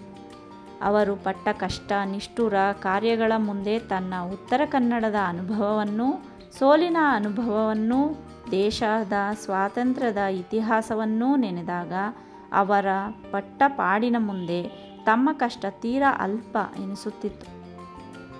ಒಂದು ದಿನ ಅವರಿಬ್ಬರೂ ಮಲಬಾರು ಬೆಟ್ಟಕ್ಕೆ ವಿಹಾರಕ್ಕೆಂದು ಹೋಗಿದ್ದರು. ಅಲ್ಲಿ ಸಖಾರಾಮ ಪೋಲಿಷ್ ದಂಪತಿಗಳಿಬ್ಬರ ಪರಿಚಯವನ್ನು ಮಾಡಿಕೊಟ್ಟ. ಜೊತೆಗೆ ರಾಧಾಕೃಷ್ಣನ ವಿಷಯದ 4 ಹೊಗಳಿಕೆಯ ಮಾತುಗಳನ್ನೂ ಆಡಿದ. ರಾಧಾಕೃಷ್ಣನ ಮುಖ ಸಣ್ಣದಾಯಿತು. ನಾನೇನು ಮಾಡಿದ್ದೇನಂತೆ ಎಂದು ಆತ ಹೊಗಳಿಕೆಯನ್ನು ನಿರಾಕರಿಸಬೇಕಾಯಿತು. ಅವರೆಲ್ಲರೂ ಕುಳಿತುಕೊಂಡು ಪರಸ್ಪರ ಮಾತುಗಳನ್ನು ಆಡತೊಡಗಿದರು. ಆ ಪೋಲಿಷ್ ಗೃಹಸ್ಥ ಮುಂಬಯಿಯನ್ನು ಸೇರಿ 1 ವರ್ಷ ಕೂಡ ಆಗಿರಲಿಲ್ಲ. ಬಂದ ಮೇಲೆಯೇ ಇಂಗ್ಲಿಷ್ ಮಾತನಾಡಲು ಅಭ್ಯಾಸ ಮಾಡಿದರು. ಸ್ವದೇಶದಲ್ಲಿ ಆತ ವಕೀಲಿ ಉದ್ಯೋಗದಲ್ಲಿದ್ದ. ಆಕೆ ಅಲ್ಪ ಸ್ವಲ್ಪ ಚಿತ್ರ ಬರೆಯುತ್ತಾಳೆ. ಅದನ್ನು ಕೇಳಿ ರಾಧಾಕೃಷ್ಣ ಈಗ ಅವರೇನು ಮಾಡುತ್ತಿದ್ದಾರೆ ಎಂದು ತಿಳಿಯುವ ಆತುರ ತೋರಿಸಿದನು. ಅವರು ತೆರಳಿದ ಬಳಿಕ ಸಖಾರಾಮ ಎಲ್ಲವನ್ನೂ ವಿವರಿಸಿದ. ಸ್ಟೆನಿಸ್ಲೋವಿಸ್ಕಿ ಇಲ್ಲಿ ಉದ್ಯೋಗವಿಲ್ಲದೆಯೇ ಇದ್ದಾನೆ, ಅಂದರೆ ಸಂಪಾದನೆಯ ದಾರಿ ಇಲ್ಲದೇ ಇದ್ದಾನೆ.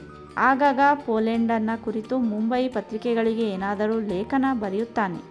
ಅವನ ಹೆಂಡತಿ Christmas card, new year card ಇವುಗಳನ್ನು ಡಿಸೈನ್ ಚೆನ್ನಾಗಿ ಬರೆಯುತ್ತಾಳೆ. ಅಭಿರುಚಿ ಇಲ್ಲದ ಮುಂಬಯಿ ಪ್ರಕಾಶಕರಿಗೆ ಅವನ್ನು ಮಾರಿ ಏನೋ ಅಲ್ಪ ಸ್ವಲ್ಪ ದುಡ್ಡು ಬರುತ್ತದೆ. ಆತ ಮಾತ್ರ ತುಂಬ ಹಠಮಾರಿ. ಇಲ್ಲಿಗೆ ಬಂದವನೇ ನಮ್ಮಲ್ಲಿಯ ದೇಶ ಭಾಷೆಗಳ ಅಭ್ಯಾಸ ತೊಡಗಿದ್ದಾನೆ. ಅವನಿಗೆ ಭಾಷಾಶಾಸ್ತ್ರದ ಹುಚ್ಚು ಬಹಳ. ಹಿಂದಿ, ಸಂಸ್ಕೃತ ಎಂದರೆ ಪೂಜ್ಯ ಬುದ್ಧಿ. ಎಲ್ಲಿಯೇ ಆ ವಿಷಯದಲ್ಲಿ ಉಪನ್ಯಾಸವಾಗಲಿ ಅವರಿಬ್ಬರೂ ತಪ್ಪದೇ ಹೋಗುತ್ತಾರೆ. ದಿನವೆಲ್ಲ ಮುಂಬಯಿಯ ಒಂದಲ್ಲ ಒಂದು ಪುಸ್ತಕಾಲಯದಲ್ಲಿ ಸಮಯ ಕಳೆಯುತ್ತಾರೆ ಎಂದ. ರಾಧಾಕೃಷ್ಣನೊಡನೆ ಮಾತನಾಡುತ್ತಿದ್ದಾಗ, ಮಂಗಳೂರು ಎಂದಿರಾ? ಅಲ್ಲಿನ ಮಾತು ತುಳು ಅಲ್ವೇ? ತುಳುವಿಗೂ ತಮಿಳಿಗೂ ಸಂಬಂಧವಿದೆಯೇ ಎಂದು ಕೇಳಿದ್ದ. ಈತ ಇರಬೇಕು ಎಂದಿಷ್ಟೇ ಹೇಳಿದ್ದ. ಮುಂದೆ ಆ ವಿಷಯದಲ್ಲಿ ಆತ ಹೇಳಿದ 1-2 ಕಥೆಗಳು ಇವನ ಕುತೂಹಲ ಹೆಚ್ಚಿಸಿದವು. ಆದರೂ ಅವರ ಜೀವನ ತುಂಬ ಕಷ್ಟವಲ್ಲವೇ ಎಂದು ರಾಧಾಕೃಷ್ಣ ಕೇಳಿದ. ಕಷ್ಟವಲ್ಲದೆ ಇದ್ದೀತೆ, ಆದರೂ ಅವರ ಸ್ವಭಾವದಲ್ಲಿ ಒಂದು ವಿಚಿತ್ರ ಕಾಣುತ್ತದೆ. ಆ ಜನ ಸ್ವಂತಕ್ಕೇನಾದರೂ ಒಂದು ಅಭ್ಯಾಸವನ್ನೋ ವಿರಾಮ ಉದ್ಯೋಗವನ್ನೋ ಇಟ್ಟುಕೊಂಡಿರುತ್ತಾರೆ. ಹಾಬಿ ಇರುತ್ತದೆ. ಈತನಿಗೆ ಭಾಷಾಶಾಸ್ತ್ರ ಅಂಥದ್ದಾಗಿದೆ. ಊಟ ಬಿಟ್ಟಾದರೂ ಅದರ ಅಭ್ಯಾಸ ಮಾಡುವವನೇ. ಪೋಲಿಷ್ ಹಿಂದಿ ಅರ್ಥಕೋಶ ರಚಿಸಬೇಕೆಂದಿದ್ದಾನಂತೆ ಆತ ಎಂದ ಸಖಾರಾಮ. ಇದಾದ 2-3 ದಿವಸಗಳ ತನಕ ರಾಧಾಕೃಷ್ಣನ ಮನಸ್ಸಿನಿಂದ ಆ ದಂಪತಿಗಳ ಚಿತ್ರ ಮರೆಯಲಿಲ್ಲ. ಅವರದೇ ಚಿಂತನೆ ಮಾಡುತ್ತಾನೆ. ಯಾವುದೋ ದೇಶ, ಏನೋ ಭವಿತವ್ಯ, ಎಲ್ಲ ಅನಿಶ್ಚಯ, ನಿರಾಶೆಗಳಿಂದ ತುಂಬಿರುವಾಗ ಮನಸ್ಸಿಗೆ ಸಂತೋಷ, ಉತ್ಸಾಹಗಳನ್ನು ತಂದುಕೊಳ್ಳುವುದಕ್ಕೆ ಅವರು ಹೇಗೆ ಶ್ರಮಿಸುತ್ತಾರೆಂದು ತೋರಿತು. ತಾನು ಅವರಿಗಿಂತ ಏನಾದರೂ ಹೆಚ್ಚಿನ ಹಾನಿ ಹೊಂದಿದ್ದೇನೆಯೇ? ಊರು ಭದ್ರವಾಗಿದೆ, ದೇಶ ಭ್ರಷ್ಟವಾಗಿಲ್ಲ, ಹೊಟ್ಟೆಯ ಚಿಂತೆಯೂ ಕಾಡುತ್ತಲಿಲ್ಲ. ಅದರಿಂದ ತನ್ನ ಆಸೆಗಳು ಬತ್ತಬೇಕೇಕೆ? ಎಷ್ಟೋ ಕೆಲಸಗಳು, ಅದರಲ್ಲಿಯೂ ಸಾಮಾಜಿಕವಾದವುಗಳು, ಹಲವರನ್ನು ಬೆದರಿಸಿವೆ ನಿಜ. ಆ ಹಲವರು ಕೈ ಬಿಟ್ಟರೂ ತನ್ನೊಬ್ಬನಿಂದ ಆಗಬಹುದಾದ ಕೆಲಸಗಳೇ ಇಲ್ಲವೇನೋ ಎನಿಸಿತು. ಏನಿಲ್ಲ. ತಾನೊಬ್ಬ ವಿಚಾರಶಾಲಿಯಾಗಿ ಸುತ್ತಲಿನ ಪ್ರಪಂಚದ ಆಯಾ ಅಳತೆಗಳನ್ನು ಅರಿತು ಬದುಕಿದುದಾದರೆ ಅದೇನೇ ಸಮಾಜಕ್ಕೊಂದು ಕಾಣಿಕೆ ಎಂದು ತೋರಿತು. ತಾನು ಮುಂಬಯಿಗೆ ಬಂದುದು ವ್ಯರ್ಥವಾಗಲಿಲ್ಲ ಎಂದು ಅನಿಸಿತು. ಸ್ಟೆನಿಸ್ಲೋವ್ಸ್ಕಿಯಂತೆ ಆತನಿಗೆ ಇನ್ನೂ ಹಲವರ ಸ್ನೇಹ ಪರಿಚಯಗಳಾದುವು. ಅವರೆಲ್ಲರ ಅನುಭವಗಳನ್ನು ಕೇಳಿ ಸೋಜಿಗವಾಯಿತು, ಆನಂದವಾಯಿತು. ಪ್ರಪಂಚದ ಅನುಭವವನ್ನು ಹೀರುವುದರಲ್ಲಿ ಮನುಷ್ಯನಿಗಿಂತ ದೊಡ್ಡ ಪ್ರಾಣಿ ಇನ್ನಾರೂ ಇಲ್ಲ. ಅಂಥ ಮಾನವ ಜೀವಿಯ ನಿಕಟ ಪರಿಚಯವೆಂಬುದು ವಿಸ್ತೃತ ಜ್ಞಾನ ಭಂಡಾರವೇ ಸರಿ ಎಂದು ತೋರಿತು. ಇಷ್ಟೇ ಸಾಕೆ ಬದುಕು ಬೆಳೆಯುವುದಕ್ಕೆ? ಈ ಎಲ್ಲ ಜ್ಞಾನವನ್ನು ತಿಳಿದರೂ ಸಾಲದು, ಕೇಳಿ ಅರಿತರೂ ಉಪಯೋಗವಿಲ್ಲ. ಬದಲು ತನ್ನ ದೃಷ್ಟಿಪಥಕ್ಕೂ ಜೀವನಕ್ಕೂ ಅವನ್ನು ಅಳವಡಿಸಿಕೊಳ್ಳಬೇಡವೇ? ಪುಸ್ತಕ ಅಧ್ಯಯನ ಪರಿಚಯಗಳಲ್ಲಿ ಅವನಿಗೆ ಸಮಯ ಸರಿಯುತ್ತಿದ್ದುದೇ ತಿಳಿಯಲಿಲ್ಲ. ಊರಲ್ಲಿ ಕುಳಿತು ಕೂಪ ಮಂಡೂಕನಾಗಿದ್ದ ತಾನು ತನ್ನ ದೇಶದ ವಿಚಾರದಲ್ಲಿಯೂ ವಿಶ್ವದ ವಿಚಾರದಲ್ಲಿಯೂ ಎಷ್ಟು ಸ್ವಲ್ಪ ತಿಳಿದವನು ಎಂದು ತೋರುತ್ತಲೇ ಇತ್ತು. ಇದೇ ವೇಳೆ ಅವನ ಮನಸ್ಸನ್ನು ಕವಿದ ಇನ್ನೊಂದು ಪ್ರಸಂಗ ಕಾಲಿರಿಸಿತು. ಜಪಾನಿಯರ ದಾಳಿಯಿಂದಾಗಿ ಬರ್ಮಾದಲ್ಲಿದ್ದ ಭಾರತೀಯರು ಕಂಗೆಟ್ಟು ಓಡತೊಡಗಿದ್ದರು. ಅದರ ಸ್ವಲ್ಪವಾದ ವಾಸನೆಯು ಪತ್ರಿಕೆಗಳಲ್ಲಿ ಬರತೊಡಗಿತು. ಮುಂದೆ ನಿರಾಶ್ರಿತರಾಗಿ ಬಂದ ಭಾರತೀಯರು ದೇಶದ ಎಲ್ಲ ನಗರಗಳನ್ನು ಸೇರಿಕೊಂಡರು. ತಮ್ಮ ಬಂಧುಗಳನ್ನು ನೆನವರಿಕೆ ಮಾಡಿ ಮುಂಬಯಿಗೆ ಬಂದ ಎಷ್ಟೋ ಕುಟುಂಬಗಳಿದ್ದುವು. ಯುರೋಪಿನಲ್ಲಿ ಯಹೂದಿಯರು ಪಟ್ಟ ನೋವಿಗಿಂತ ಕಡಿಮೆಯಲ್ಲದ ನೋವು ಅವರದೆಂದು ತಿಳಿಯಿತು. ಒಮ್ಮೆಗೆ ಬ್ರಿಟಿಷರ ಭೇದ ಬುದ್ಧಿ, ವರ್ಣದ್ವೇಷ, ತಿರುಳಿಲ್ಲದ ಬಡಾಯಿಗಳು ಹೊಳೆದುವು. ಪತ್ರಿಕೆಗಳನ್ನೋದುತ್ತಾ ಓಡಿಬಂದ ಜನರ ಅನುಭವಗಳನ್ನು ಕೇಳುತ್ತಾ ರಾಧಾಕೃಷ್ಣನ ಮನಸ್ಸು ಬ್ರಹ್ಮಮಯವಾಯಿತು. ನಾವು ಇಷ್ಟೊಂದು ಜನ ಇದ್ದೂ ಅವರ ಸಲುವಾಗಿ ಏನೂ ಮಾಡಲಾರೆವೇ ಎಂದು ಹೇಳತೊಡಗಿತು. ಅದಕ್ಕೆ ಸಖಾರಾಮ, ನಾವೇ ಮಾಡುವುದು ಅಷ್ಟರಲ್ಲಿಯೇ ಇದೆ, ಕಣ್ಣು ಬಿಟ್ಟು ನೋಡಬಹುದು. ಜಪಾನಿಯರ ದಾಳಿಯ ಮುಂದೆ ಬ್ರಿಟಿಷರೇ ದಿಕ್ಕುಗೆಟ್ಟರಂತೆ. ಅವರಿಂದ ತಡೆಯಲಾಗದ್ದನ್ನು ನಮ್ಮಿಂದ ತಡೆಯಲು ಬಂದೀತೆ ಎಂದ. ನಿರಾಶ್ರಿತರಾಗಿ 500-600 ಮೈಲು ದೂರ ಕಾಡು ಬೆಟ್ಟಗಳಲ್ಲಿ ನಡೆದು ದಣಿದು ಕಲೆವಾ ಹಾದಿಯಾಗಿ ಮಣಿಪುರಕ್ಕೆ ಬರುವ ತನಕ ಜನರು ಪಟ್ಟ ಪರಿತಾಪವನ್ನು ಕೇಳಿಯೇ ರಾಧಾಕೃಷ್ಣನ ಶಾಂತಿ ಕೆಟ್ಟಿತು. ಹಗಲು ರಾತ್ರಿಯೂ ಅವೇ ಚಿತ್ರವನ್ನು ಕನಸಿನಲ್ಲಿ ಕಟ್ಟಲು ಎಣಿಸುತ್ತಾನೆ. ತಮ್ಮವರನ್ನು ಅಲ್ಲಿಯೇ ಬಿಟ್ಟು ಬಂದವರೆಷ್ಟು ಮಂದಿ, ಸ್ವದೇಶಕ್ಕೆ ಓಟ ಹೂಡಿದವರೆಷ್ಟು ಮಂದಿ, ದಾರಿಯಲ್ಲಿ ನೀರಿಲ್ಲದೆ ಸತ್ತವರೆಷ್ಟು ಮಂದಿ, ಸಾಲದುದಕ್ಕೆ ಬರ್ಮಾ ಡಕಾಯಿತರ ಕೈಗೆ ಸಿಕ್ಕಿ ಹತರಾದವರು ಎಷ್ಟು ಮಂದಿ. ಹಾಗೆ ತಪ್ಪಿಸಿಕೊಂಡು ಬಂದವರು ಪಾಂಡವ ಪಡೆಯ ನಾಯಿಯಷ್ಟೇ ವಿರಳ. ಪಾಂಡವ ನಿರ್ಯಾಣದ ದಾರುಣ ಚಿತ್ರ ಇಲ್ಲಿ ವಿಶಾಲ ಚಿತ್ರಪಟವಾಗಿ ಕಣ್ಮುಂದೆ ಕಟ್ಟುತ್ತದೆ. ಬಂಗಾಲಕ್ಕೆ ಬರುವ ಸುಲಭವಾದ ದಾರಿ ಇರಲು ಈ ದೀರ್ಘ ಮಾರ್ಗವನ್ನು ಹಿಡಿದು ಜನ ಬಲಿಯಾದುದೇತಕ್ಕೆ? ವರ್ಣದ್ವೇಷದಿಂದಾಗಿ ನೀರಲ್ಲಿ ಮುಳುಗಿ ಸಾಯುವಾಗಲೂ ಕರಿದು ಬಿಳಿದು ಎಂದು ವ್ಯತ್ಯಾಸ ಮಾಡಿದುದಕ್ಕಾಗಿ. ವರ್ಣದ್ವೇಷದ ಪರಮಾವಧಿ ಇದು. ಹಿಟ್ಲರನ ಯಹೂದಿ ದ್ವೇಷ ಬ್ರಿಟಿಷರ ಈ ಕರಿ ಬಿಳಿಯ ಈ ದ್ವೇಷಕ್ಕಿಂತ ಏನು ಹೆಚ್ಚು ಎಂದು ತೋರಿತು. ಹಿಟ್ಲರನ ಮೇಲಿನ ತಿರಸ್ಕಾರ ಬ್ರಿಟಿಷರ ಮೇಲೆಯೂ ಹಬ್ಬಿತು. ಆಧುನಿಕ ರಾಜಕೀಯದಲ್ಲಿ ದೇಶ ಗಾಂಧೀಜಿಯವರ ಮೋರೆಯನ್ನು ನೋಡುತ್ತಲೇ ಇತ್ತು. ನಾಜಿ ಕ್ರೌರ್ಯಗಳನ್ನು ಖಂಡಿಸಿದ ಕಾಂಗ್ರೆಸ್ಸು ಬ್ರಿಟಿಷರು ಕಂಗಾಲಾದ ಗಳಿಗೆಯಲ್ಲಿ ಕೈ ಮಾಡೆವು ಎಂದು ಸಾರಿತ್ತು. ಆದರೆ ಬರ್ಮಾದಲ್ಲಿ ಆದ ಅನ್ಯಾಯದಿಂದ ಬ್ರಿಟಿಷರ ರಕ್ಷಣಾ ಶಕ್ತಿಯ ಮೇಲಿದ್ದ ಗೌರವ ಎಲ್ಲವೂ ಹೋಯಿತು. ಅದು ರಾಧಾಕೃಷ್ಣನ ಒಬ್ಬನ ಪಾಲಿಗೇನೇ ಇಲ್ಲ, ಎಲ್ಲರ ಪಾಲಿಗೂ ಹಾಗೇನೇ ಆಯಿತು. ನಾಜಿ ಪಂಥದ ಮೇಲೆ ಯಾರಿಗೂ ಸಹಾನುಭೂತಿ ಇಲ್ಲದೆ ಹೋದರೂ ಬ್ರಿಟಿಷರ ಮೇಲಿನ ಮಮತೆಯು ದೂರವಾಯಿತು. ಆ ದ್ವೇಷ ಇನ್ನೂ ಬಲವಾಗುವಂತೆ ಬರ್ಮಾದ ಪ್ರಕರಣ ಸಹಾಯ ಮಾಡಿತು. ರಾಧಾಕೃಷ್ಣ ತನ್ನಷ್ಟಕ್ಕೆ ಅಂದುಕೊಳ್ಳುತ್ತಿದ್ದಾನೆ, ಕಾಂಗ್ರೆಸ್ಸಿನ ಮೌನ ನೀತಿ ಎಷ್ಟು ಕಾಲ ಸಾಧಿಸಿತು? ಈ ಸಮಯದಲ್ಲಿ ಚಳವಳ ಹೂಡದೆ ಹೋದರೆ ಯುದ್ಧದಲ್ಲಿ ಗೆಲುವಾಗಿ ಅವರ ಸ್ಥಾನ ಭದ್ರವಾದ ಮೇಲೆ ಹೂಡುವುದೇನು? ಆಗ 1921, 30, 32ರ ಪಾಡೇ ಬರುತ್ತದೆ. ಲಾಠಿಯ ಬಲದಿಂದ ನಮ್ಮ ಚಳವಳಗಳನ್ನು ನಿಲ್ಲಿಸುತ್ತಾರೆ.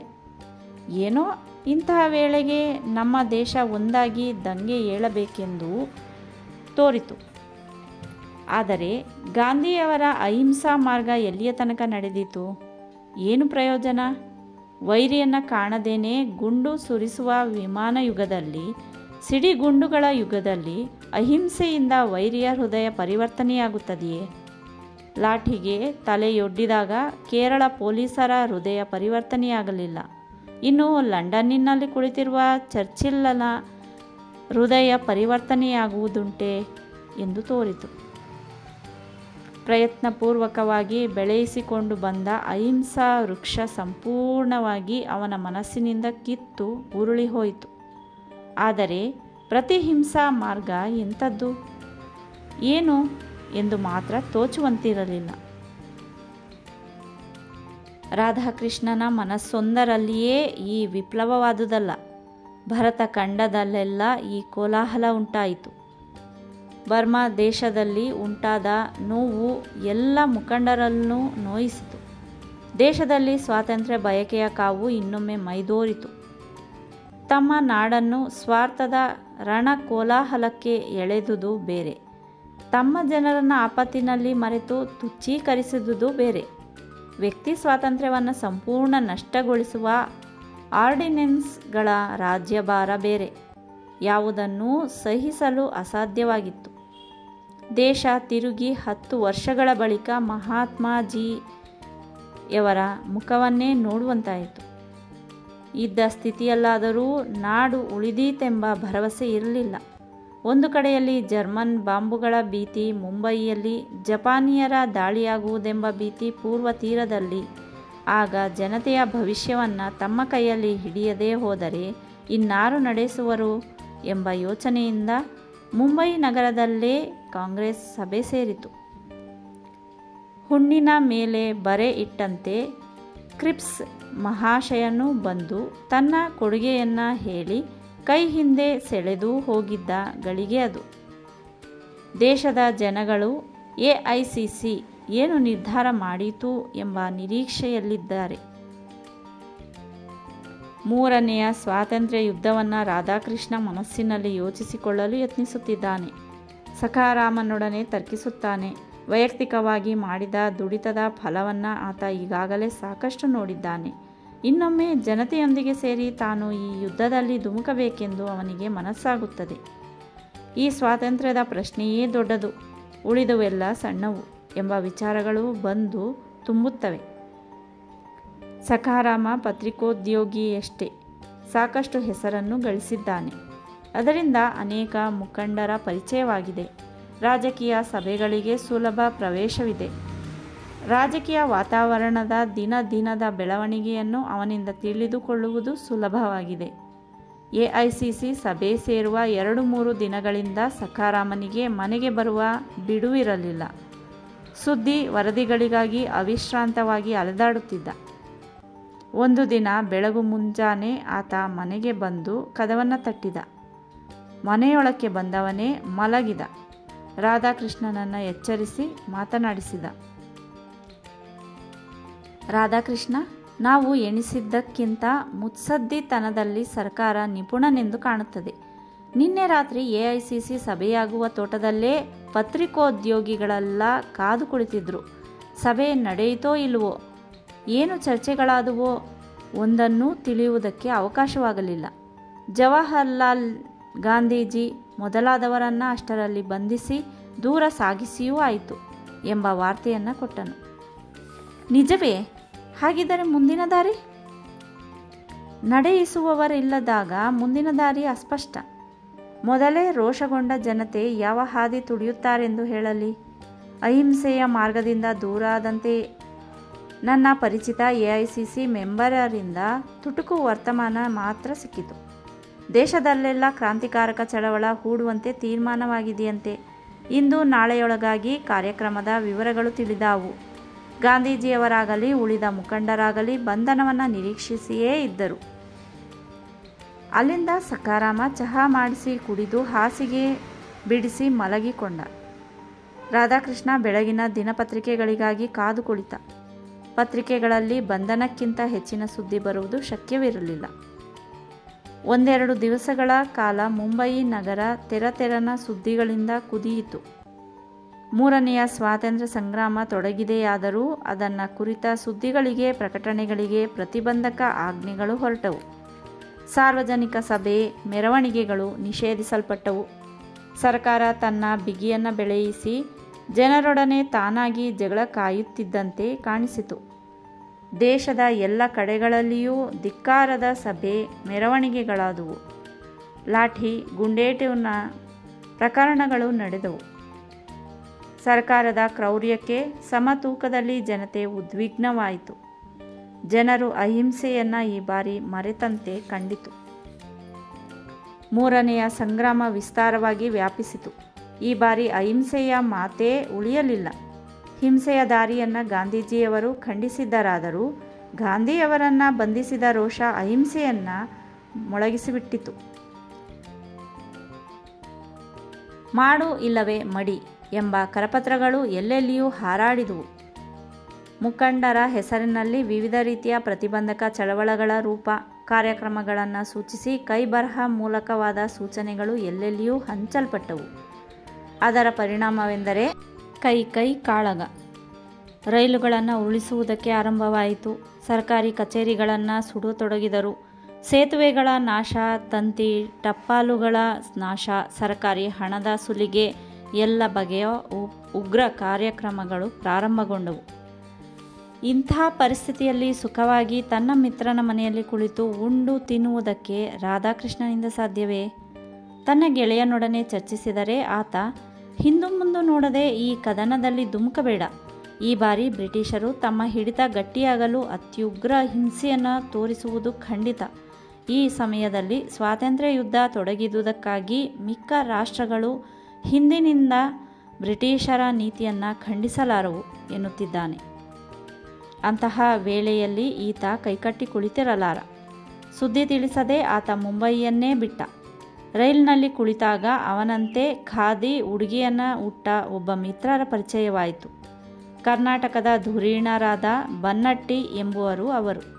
AICC ಸಭೆಗೆ ಬಂದಿದ್ದರಂತೆ. ಈತನೊಡನೆ ಅವರು ಹಳೆಯ ಮತ್ತು ಹೊಸ ಸ್ವಾತಂತ್ರ್ಯ ಸಮರಗಳನ್ನು ಕುರಿತು ಚರ್ಚಿಸತೊಡಗಿದರು. ಈ ಬಾರಿ ಕರ್ನಾಟಕ ದೊಡ್ಡ ರಣಕ್ಷೇತ್ರವಾಗಬೇಕು. ಶಾಂತಿ ಮಾರ್ಗಕ್ಕೆ ಇದು ಕಟ್ಟಕಡೆಯ ತಿಲಾಂಜಲಿ ಎಂದರು. ಇವನ ಕೈಗೆ ಮಾಡು ಇಲ್ಲವೇ ಮಡಿ ಎಂಬ ಕರಪತ್ರವನ್ನು ತುರುಕಿದರು. ಬನ್ನಟ್ಟಿಯವರ ಹೆಸರನ್ನು ಆತ ಕೇಳಿ ಬಲ್ಲ. ಪ್ರತ್ಯಕ್ಷ ಪರಿಚಯವಾದುದು ಆಗಷ್ಟೇ. ಈತನ ಹೆಸರನ್ನು ಅವರು ಕೇಳಿಬಲ್ಲರು. ಹಿಂದೆ ಶಿರ್ಸಿ, ಸಿದ್ದಾಪುರಗಳಲ್ಲಿ ಈತ ಮಾಡಿದ ಕೆಲಸ ಇಷ್ಟೇ ಗೊತ್ತು. ಅಷ್ಟೇ ಪರಿಚಯ ಸ್ನೇಹಗಳಿಂದ ಚರ್ಚೆ ಆರಂಭವಾಯಿತು. ಕರಪತ್ರದಲ್ಲಿ ಕಾಣಿಸಿದ ದಾರಿ ಹಿಂಸೆಯ ದಾರಿ. ಕೊನೆಗೆ ಗಾಂಧಿಯವರು ನಿರುಪಾಯವಾಗಿ ಈ ದಾರಿಯನ್ನು ಒಪ್ಪಿರಬೇಕೆಂದು ಆತನಿಗೆ ತೋರಿತು. ಮುಖ್ಯ ಅವನ ಮನಸ್ಸಿನ ಉದ್ವಿಗ್ನತೆ ಗಾಂಧಿ ತತ್ವಗಳಿಗೆ ಹಿಂಸೆಯ ಹೊಸ ರೂಪ ಕೊಡುವುದಕ್ಕೆ ಒಪ್ಪದಂತಿತ್ತು. ಗಾಂಧೀಜಿಯವರೇ ಹಾಗೆಂದರೆ ಅವರ ತತ್ವಗಳನ್ನು ಒಪ್ಪಿದ ಉಳಿದ ರಾಷ್ಟ್ರಭಕ್ತರು ಅಂಥ ಮಾರ್ಗದ ಸೂಚನೆ ಮಾಡಿದರೋ ಅದನ್ನು ಅವರಿಬ್ಬರೂ ಯೋಚಿಸಲಿಲ್ಲ. ಜನ ಎಷ್ಟು ದಿನ ಮೃತರಂತೆ ಪ್ರತಿಭಟನೆ ಇಲ್ಲದೆ ಬಾಳ್ವೆ ಮಾಡಿಯಾರು. ಅಹಿಂಸೆ, ಕ್ಷಮಾ, ಬುದ್ಧಿಗಳಿಗೆ ಒಂದು ಮಿತಿ ಇದೆ. ಆ ಮಿತಿ ಹಿಂದೆಯೇ ಮುರಿದಿತ್ತು. ಇನ್ನು ಅದರ ಛಾಯೆ ಉಳಿದಿಲ್ಲ ಎಂದು ತೋರಿತು. ಮುಂದೊತ್ತಿ ಬರುವ ಲಾವಾ ಪ್ರವಾಹ, ಉಕ್ಕಿ ಬರುವ ನೆರೆ, ಹಾರಿಸಿ ಬಿಡುವ ಬಿರುಗಾಳಿ, ಒತ್ತಿ ಬರುವ ಪಿಡುಗು ಅವೆಲ್ಲ ಕರುಣೆ ಇಲ್ಲದವು. ಬ್ರಿಟಿಷ್ ರಾಜ್ಯಭಾರ ಅದಕ್ಕೊಂದು ಕಡಿಮೆಯಾದುದಲ್ಲ. ಅಂಥ ವೈರಿಯ ಮುಂದೆ ಸತ್ಯಾಗ್ರಹಕ್ಕೆ ಬೆಲೆ ಇಲ್ಲ ಎಂದು ಅವರಿಬ್ಬರು ಕೂಡಿಯೇ ಚರ್ಚಿಸಿದರು. ಮಾತನಾಡುತ್ತಾ ಆಡುತ್ತಾ ಅವನು ಮನಸ್ಸು ಮುಂದಿನ ದಾರಿಯನ್ನು ಅರಸುತ್ತಲಿತ್ತು. ಮಾಡು ಇಲ್ಲವೇ ಮಡಿ ಎಂಬ ಕರಪತ್ರ ತನ್ನದೇ ಆದ ಅರ್ಥವನ್ನು ಕೆತ್ತುತ್ತಿತ್ತು. ಹಿಂದಿನ ಬಾರಿ ತಾನು ಸತ್ಯಾಗ್ರಹಿಗಳ ಹಿಂದೆ ನಿಂತಿದ್ದೆ, ಕೇವಲ ಅವರ ಶುಶ್ರೂಷೆಗಾಗಿ ಕೆಲಸ ಮಾಡಿದ್ದೆ. ಈ ಬಾರಿ ಹಾಗಲ್ಲ. ಇದು ಅಂತಿಮ ಹೋರಾಟ. ಯಾರು ಅಳಿಯುತ್ತಾರೋ ಯಾರು ಉಳಿಯುತ್ತಾರೋ ಹೇಳುವುದು ಕಷ್ಟ. ಈ ಬಾರಿ ಆಸ್ತಿ ಮನೆ ಕಳೆದುಕೊಳ್ಳುವ ಪ್ರಶ್ನೆ ಇಲ್ಲ. ಅದು ಅಲ್ಪ ಸಂಗತಿ. ಸೆರೆಮನೆಗೆ ಹೋಗುವುದಾದರೂ ಕ್ಷುಲ್ಲಕ ವಿಚಾರ. ಈ ಬಾರಿ ಜೀವವನ್ನೇ ಬಲಿ ಕೊಡಬೇಕಾಗುತ್ತದೆ. ಆಳರಸರ ಬೇಟೆಗೆ ಎದುರಾಗಿ ತಾವು ನರಬೇಟೆಯಾಡಬೇಕಾಗುತ್ತದೆ. ಈ ವಿಷಯದಲ್ಲಿ ಬಹಳ ಹೊತ್ತಿನ ತನಕ ಬನ್ನಟ್ಟಿಯವರೊಡನೆ ಆತ ಚರ್ಚೆ ನಡೆಯಿಸಿದ. ಚರ್ಚೆಯ ಫಲವೆಂದರೆ ಮುಂದಿನ ದಾರಿಯ ವಿಚಾರ. ಅವರಿಬ್ಬರಲ್ಲಿ ಒಂದೇ ಬಗೆಯ ಅಭಿಪ್ರಾಯ ಬಾರದೆ ಹೋದುದು. ಇಬ್ಬರೂ ಕನ್ನಡಿಗರೇ, ಇಬ್ಬರ ಕೆಲಸವೂ ಕರ್ನಾಟಕದಲ್ಲಿಯೇ. ಆದರೆ ಬನ್ನಟ್ಟಿಯವರ ಒಲವು ಈಗಾಗಲೇ ತೊಡಗಿದ ಬೆಂಕಿಯ ಪ್ರಕರಣಗಳನ್ನು ಕನ್ನಡ ನಾಡಿನಲ್ಲೇ ಮುಂದುವರಿಸಬೇಕೆಂದು. ಇಂಥ ಕಾರ್ಯಕ್ಕೆ ಬೇಕಾದ ಪೂರ್ವ ಯೋಜನೆಯನ್ನು ಅವರು ಮಾಡಿದಂತೆ ಕಾಣಿಸಲಿಲ್ಲ. ಜನಕ್ಕೆ ಸಾಕಷ್ಟು ಪ್ರೋತ್ಸಾಹ ಕೊಟ್ಟುದಾದರೆ ಅವರ ಆದೇಶ ಬೇಕಾದಂತೆ ರೂಪುಗೊಳ್ಳುತ್ತದೆ ಎಂದು ಅದರ ತೀರ್ಮಾನ. ತಮ್ಮ ಇದಿರಾಳಿಯ ಬಲವನ್ನಾಗಲಿ ಅವರು ವಹಿಸಬಹುದಾದ ಧೋರಣೆಯನ್ನಾಗಲಿ ಅವರು ಊಹಿಸಲು ಶಕ್ತರಾಗಲಿಲ್ಲ. ತ್ವರೆಯ ಜಯವೇ ಅವರ ಕಣ್ಣ ಮುಂದೆ ಕಾಣುತ್ತಿತ್ತು. ಈತ ಮುಂಬಯಿಯಲ್ಲಿ ದೊರಕಿದ ಯಹೂದಿ ಗೆಳೆಯನೊಡನೆ ಯುರೋಪಿನಲ್ಲಿ ಸಬೋಟೇಜ್ ಕೆಲಸ ಹೇಗೆ ತೊಡಗಿದರು ಎಂಬುದರ ವಿವರ ಕೇಳಿಬಲ್ಲ. ನಾಜಿಗಳನ್ನು ಎದುರಿಸಬೇಕಾದ ವೈರಿಗಳು ಎಂಥ ದಾರಿ ಹಿಡಿಯುತ್ತಿದ್ದಾರೆ, ಅವರ ಯುದ್ಧ ಪ್ರಯತ್ನಕ್ಕೆ ವಿಘ್ನ ತರಬೇಕಾದರೆ ಎಂಥ ಚಾತುರ್ಯ ಬೇಕು, ಎಂಥ ವ್ಯವಸ್ಥೆ ಬೇಕು, ಯಾವ ಬಗೆಯ ಗುಪ್ತ ಮಾರ್ಗ ಬೇಕು ಎಂಬುದನ್ನು ಸ್ವಲ್ಪವಾದರೂ ಕೇಳಿ ತಿಳಿದಿದ್ದಾರೆ. ಬನ್ನಟ್ಟಿಯವರ ದಾರಿಯನ್ನು ಹಿಡಿಯುವುದಾದರೆ ತಮ್ಮ ಚಳವಳದ ಬಣವೆಗೆ ಹತ್ತಿದ ಬೆಂಕಿಯಂತೆ ದೊಡ್ಡ ಅಬ್ಬರದಿಂದ ತೊಡಗಿ ಕೆಲವೊಂದು ನಿಮಿಷಗಳಲ್ಲಿ ಸ್ತಬ್ಧವಾಗುವುದು ಸಹಜ. ಆದರೂ ಅಂಥ ಕಾರ್ಯಕ್ರಮ ರೂಪಿಸಬೇಕಾದರೆ ಅನೇಕ ಗೆಳೆಯರ ಪರಿಚಯ ಅವಶ್ಯ. ಪರಿಚಿತ ಆವರಣವೂ ಬೇಕು. ಇವನ್ನು ದೊರಕಿಸುವ ಮೊದಲೇ ತಮಗೆ ತೋರಿದಂತೆ ಮಾಡುವ ಪ್ರಯತ್ನಗಳಿಗೆ ಅರ್ಥವಿಲ್ಲ. ಹೀಗೆಂದು ಅವರೊಡನೆ ವಿಶೇಷ ಚರ್ಚೆಯನ್ನು ಬೆಳೆಯಿಸದೆ ಅವರೊಂದಿಗೆ ಬೆಳಗಾವಿಯ ತನಕ ಪ್ರಯಾಣ ಮಾಡಿದ. ಬೆಳಗಿನ ನಸುಕಿಗೆ ರೈಲುಗಾಡಿಯು ಬೆಳಗಾವನ್ನು ಸೇರಿತು. ಬಂಡಿಯಿಂದ ಇಳಿದವರು ಅವಸರವಾಗಿ ಸ್ಟೇಷನ್ನಿಂದ ಹೊರಬಿದ್ದು ಕಾದಿದ್ದ ಮೋಟರಿನಲ್ಲಿ ಕುಳಿತು ಆ ಊರನ್ನೇ ಬಿಟ್ಟು ಹೋದರು. ಆ ಆವರಣವೆಲ್ಲವೂ ಅವನಿಗೆ ನವೀನ. ಅವನ ಮಿತ್ರರ ಪರಿಚಯವೂ ಹೊಸತೆ. ಹಾಗಾಗಿ ಪ್ರವಾಸ ಮುಗಿಯುವ ತನಕ ಮಾತಿನ ಅಂಶವನ್ನೆಲ್ಲ ಬನ್ನಟ್ಟಿಯವರಿಗೆ ಬಿಟ್ಟು ತಾನು ಕೇಳುತ್ತಾ ಕುಳಿತ. ರಾಧಾಕೃಷ್ಣನ ಪತ್ರ ಊರಿಗೆ ಬಾರದೆ ಬಹಳ ದಿನಗಳಾದುವು. ಹೋದಾಗ ಒಂದೆರಡು ಪತ್ರಗಳನ್ನು ಬರೆದಿದ್ದ. ಆ ಪತ್ರಗಳು ದೀರ್ಘವಾಗಿಯೇ ಇದ್ದುವು. ಅವನ ಮುಂದಿನ 4-6 ಪತ್ರಗಳನ್ನು ನೋಡಿದರೆ ಮನಸ್ಸು ಅಶಾಂತಿಯಿಂದ ತುಂಬಿತ್ತೆಂದು ಕಾಣುತ್ತದೆ. 4-6 ಪಂಕ್ತಿಗಳಲ್ಲಿ ಒಂದೊಂದು ಪತ್ರ ಮುಗಿಯುತ್ತಿತ್ತು. ಕೊನೆಗೆ ಅದೂ ಇಲ್ಲದಾಯಿತು. ಇದರಿಂದ ಸತ್ಯ ಶ್ಯಾಮ ಎಲ್ಲರಿಗೂ ಯೋಚನೆಯೇ. ಶ್ಯಾಮನೆನ್ನುತ್ತಾನೆ, ಅವರ ಕೊನೆ ಪತ್ರ ಮುಂಬಯಿಯಿಂದಲ್ಲವೇ? 1 ತಿಂಗಳಾಯಿತು. ಅನಂತರ ಸುದ್ದಿ ಇಲ್ಲ. ಅನಂತರವೇ ಕಾಂಗ್ರೆಸ್ ಸಭೆಯಾದುದು, ಮುಖಂಡರನ್ನು ಹಿಡಿದದ್ದು. ಅವರು ಖಂಡಿತವಾಗಿಯೂ ಚಳವಳಿಯಲ್ಲಿ ತಿರುಗಿ ಹಾರಿರಬೇಕು ಎಂದು. ಅಂತೂ ದಿನೇ ದಿನೇ ಬೆಳೆಯುತ್ತಿರುವ ವಿಧ್ವಂಸಕ ಚಳವಳಿಯ ವಾರ್ತೆಗಳು ಎಲ್ಲೆಲ್ಲಿಯೂ ಹಬ್ಬಿವೆ. ಅಲ್ಲಿ ಸ್ಟೇಷನ್ ಸುಟ್ಟಿತು, ಇಲ್ಲಿ ಟಪಾಲು ಸುಲಿಗೆಯಾಯಿತು, ಇನ್ನೊಂದು ಕಡೆ ರೈಲು ಬಂಡಿ ಉರುಳಿತು ಎಂದು ದಿನವೂ ಸುದ್ದಿ ಬರುತ್ತಲೇ ಇದೆ. ಬ್ರಿಟಿಷರು ತೋರಿದ ಅನ್ಯಾಯಕ್ಕಾಗಿ ಕೊನೆಗಾದರೂ ಪ್ರತೀಕಾರ ತೋರಿಸುವ ಸಮಯ ಬಂತಲ್ಲ ಎಂದು ಹಲವರ ಸಂತೋಷ. ಈ ವರ್ತಮಾನ ಓದುತ್ತಾ ಅನೇಕರು ಕಾದಂಬರಿಯನ್ನು ಓದುವಾಗ ಕಥಾನಾಯಕನು ತಾನೇ ಎಂದು ತಿಳಿಯುವಂತೆ ವಿಧ್ವಂಸಕ ಕಾರ್ಯ ತಮ್ಮಿಂದಲೇ ಆಗುತ್ತಿದೆ ಎಂದು ಜನ ಊಹಿಸಿದ್ದರು. ಶ್ಯಾಮ, ಸತ್ಯ ಇವರೆಲ್ಲರೂ ಹಾಗೆಯೇ. ಇದಕ್ಕೆ ಇನ್ನೂ ಒಂದು ಮುಖ್ಯ ಕಾರಣವಿತ್ತು. ಈ ಎಲ್ಲ ವೇಳೆಯಲ್ಲಿ ದಕ್ಷಿಣ ಕನ್ನಡ ಸಾಕಷ್ಟು ಶಾಂತವಾಗಿಯೇ ಇತ್ತು. ಕೆಲವೊಂದು ಹರತಾಳುಗಳು, ಅಲ್ಲಿ ಇಲ್ಲಿ ತಂತಿ ಕಂಬಗಳ ಮೇಲಿನ ಯುದ್ಧ, ಇಷ್ಟೊಂದನ್ನು ಬಿಟ್ಟರೆ ಹೆಚ್ಚಿನ ಯಾವ ಕೆಲಸವೂ ಅಲ್ಲಿ ಆಗಲಿಲ್ಲ. ಸರ್ಕಾರವೇನೋ ಕೆಲವರನ್ನು ಡೆಟಿನ್ಯೂ ಆಗಿ ಸಾಗಿಸಿತು. ಇನ್ನು ಕೆಲವರು ತಮ್ಮನ್ನು ಸಾಗಿಸಬಹುದೆಂಬ ಯೋಚನೆಯಿಂದ ಊರು ಬಿಟ್ಟರು. ಇಂಥ ವಿಧ್ವಂಸಕ ಕಾರ್ಯಗಳಿಗೆ ಬೇಕಾದ ನಾಯಕತ್ವ, ಹೊಣೆಗಾರಿಕೆ ನಾಡಿನಲ್ಲಿ ಮಾಯವಾಯಿತು. ಆಗ ಜನರ ಪಾಲಿಗೆ ಉಳಿದುದೆಂದರೆ ಇತರ ಸಾಹಸಿಗಳ ಕಾರ್ಯವನ್ನು ನೋಡಿ ಚಪ್ಪಾಳೆ ತಟ್ಟುವುದು ಮಾತ್ರ. ಕ್ರಾಂತಿ ತಾರೆಯ ಪ್ರಭುದೇವ ಈ ಬಾರಿ ಸೆರೆಮನೆಗೆ ಹೋಗುವ ಯೋಚನೆಯನ್ನೇ ಮಾಡಲಿಲ್ಲ. ಕೇಳಿದರೆ ಆತ ತನ್ನ ಐಡಿಯಾಲಜಿ ಬದಲಾಗಿದೆ ಎನ್ನುತ್ತಾನೆ. ಆತನೀಗ ಸಾಕಷ್ಟು ಪ್ರಬಲ ಶ್ರಮಗಾರರ ಮುಂದಾಳು. ಅವನ ಪತ್ರಿಕೆ ಹೇಳುವಂತೆ ಅವನ ರೋಷವೆಲ್ಲ ಹಿಟ್ಲರನ ಮೇಲೆ ಮಾತ್ರ. ಹಾಗಾಗಿ ಅವನ ಕ್ರಾಂತಿ ತಾರೆ ಪೂರ್ಣ ಯುದ್ಧಮುಖವಾಗಿದೆ. ವಿಧ್ವಂಸಕ ಚಳವಳಕ್ಕೆ ಆತ ಪ್ರೇರಣೆ ಕೊಡಲಾರ. ಇದರಿಂದ ಆತನಿಗೆ ಆರ್ಥಿಕ ಬೆಂಬಲ ಅನುಕೂಲವಾಗಿ ಸಿಕ್ಕಿದೆ. ಬೇಕಷ್ಟು ಕಾಗದದ ಅಭಾವದ ಕಾಲದಲ್ಲಿ ದೊರಕಿದೆ. ಅವನ ಪತ್ರಿಕೆಯು ಎಷ್ಟು ಪ್ರತಿಗಳನ್ನು ಅಚ್ಚು ಹಾಕಿದರೂ ಕೊಳ್ಳಲಿಕ್ಕೆ ಸರ್ಕಾರ ಸಿದ್ಧವಿತ್ತು. ಇನ್ನೇನಾಗಬೇಕು? ಗಲಾಟೆ ತೊಡಗಿದ ಕೆಲವು ದಿನಗಳಲ್ಲಿಯೇ ಮಂಗಳೂರಿಗೆ ಶ್ರೀಮತಿ ಬೆನಾರವರ ಆಗಮನವಾಯಿತು. ಅವರು ಈಗ ಕ್ರಾಂತಿಯಲ್ಲಿ ಪ್ರಮುಖ ಭಾಗವಹಿಸುವವರಿದ್ದರು. ಮಂಗಳೂರು ಮೇಲಿನ ಪ್ರೇಮದಿಂದಲೋ ಏನೋ ಒಮ್ಮಿಂದೊಮ್ಮೆಗೆ ಅಲ್ಲಿ ಅವತರಿಸಿದರು. ಘೋಷ ಸ್ತ್ರೀಯಂತೆ ಉಡುಗೆಯುಟ್ಟ ಡಾಕ್ಟರ್ ನಂದಾರವರ ಹೆರಿಗೆಯ ಆಸ್ಪತ್ರೆಯನ್ನು ಸೇರಿದರು.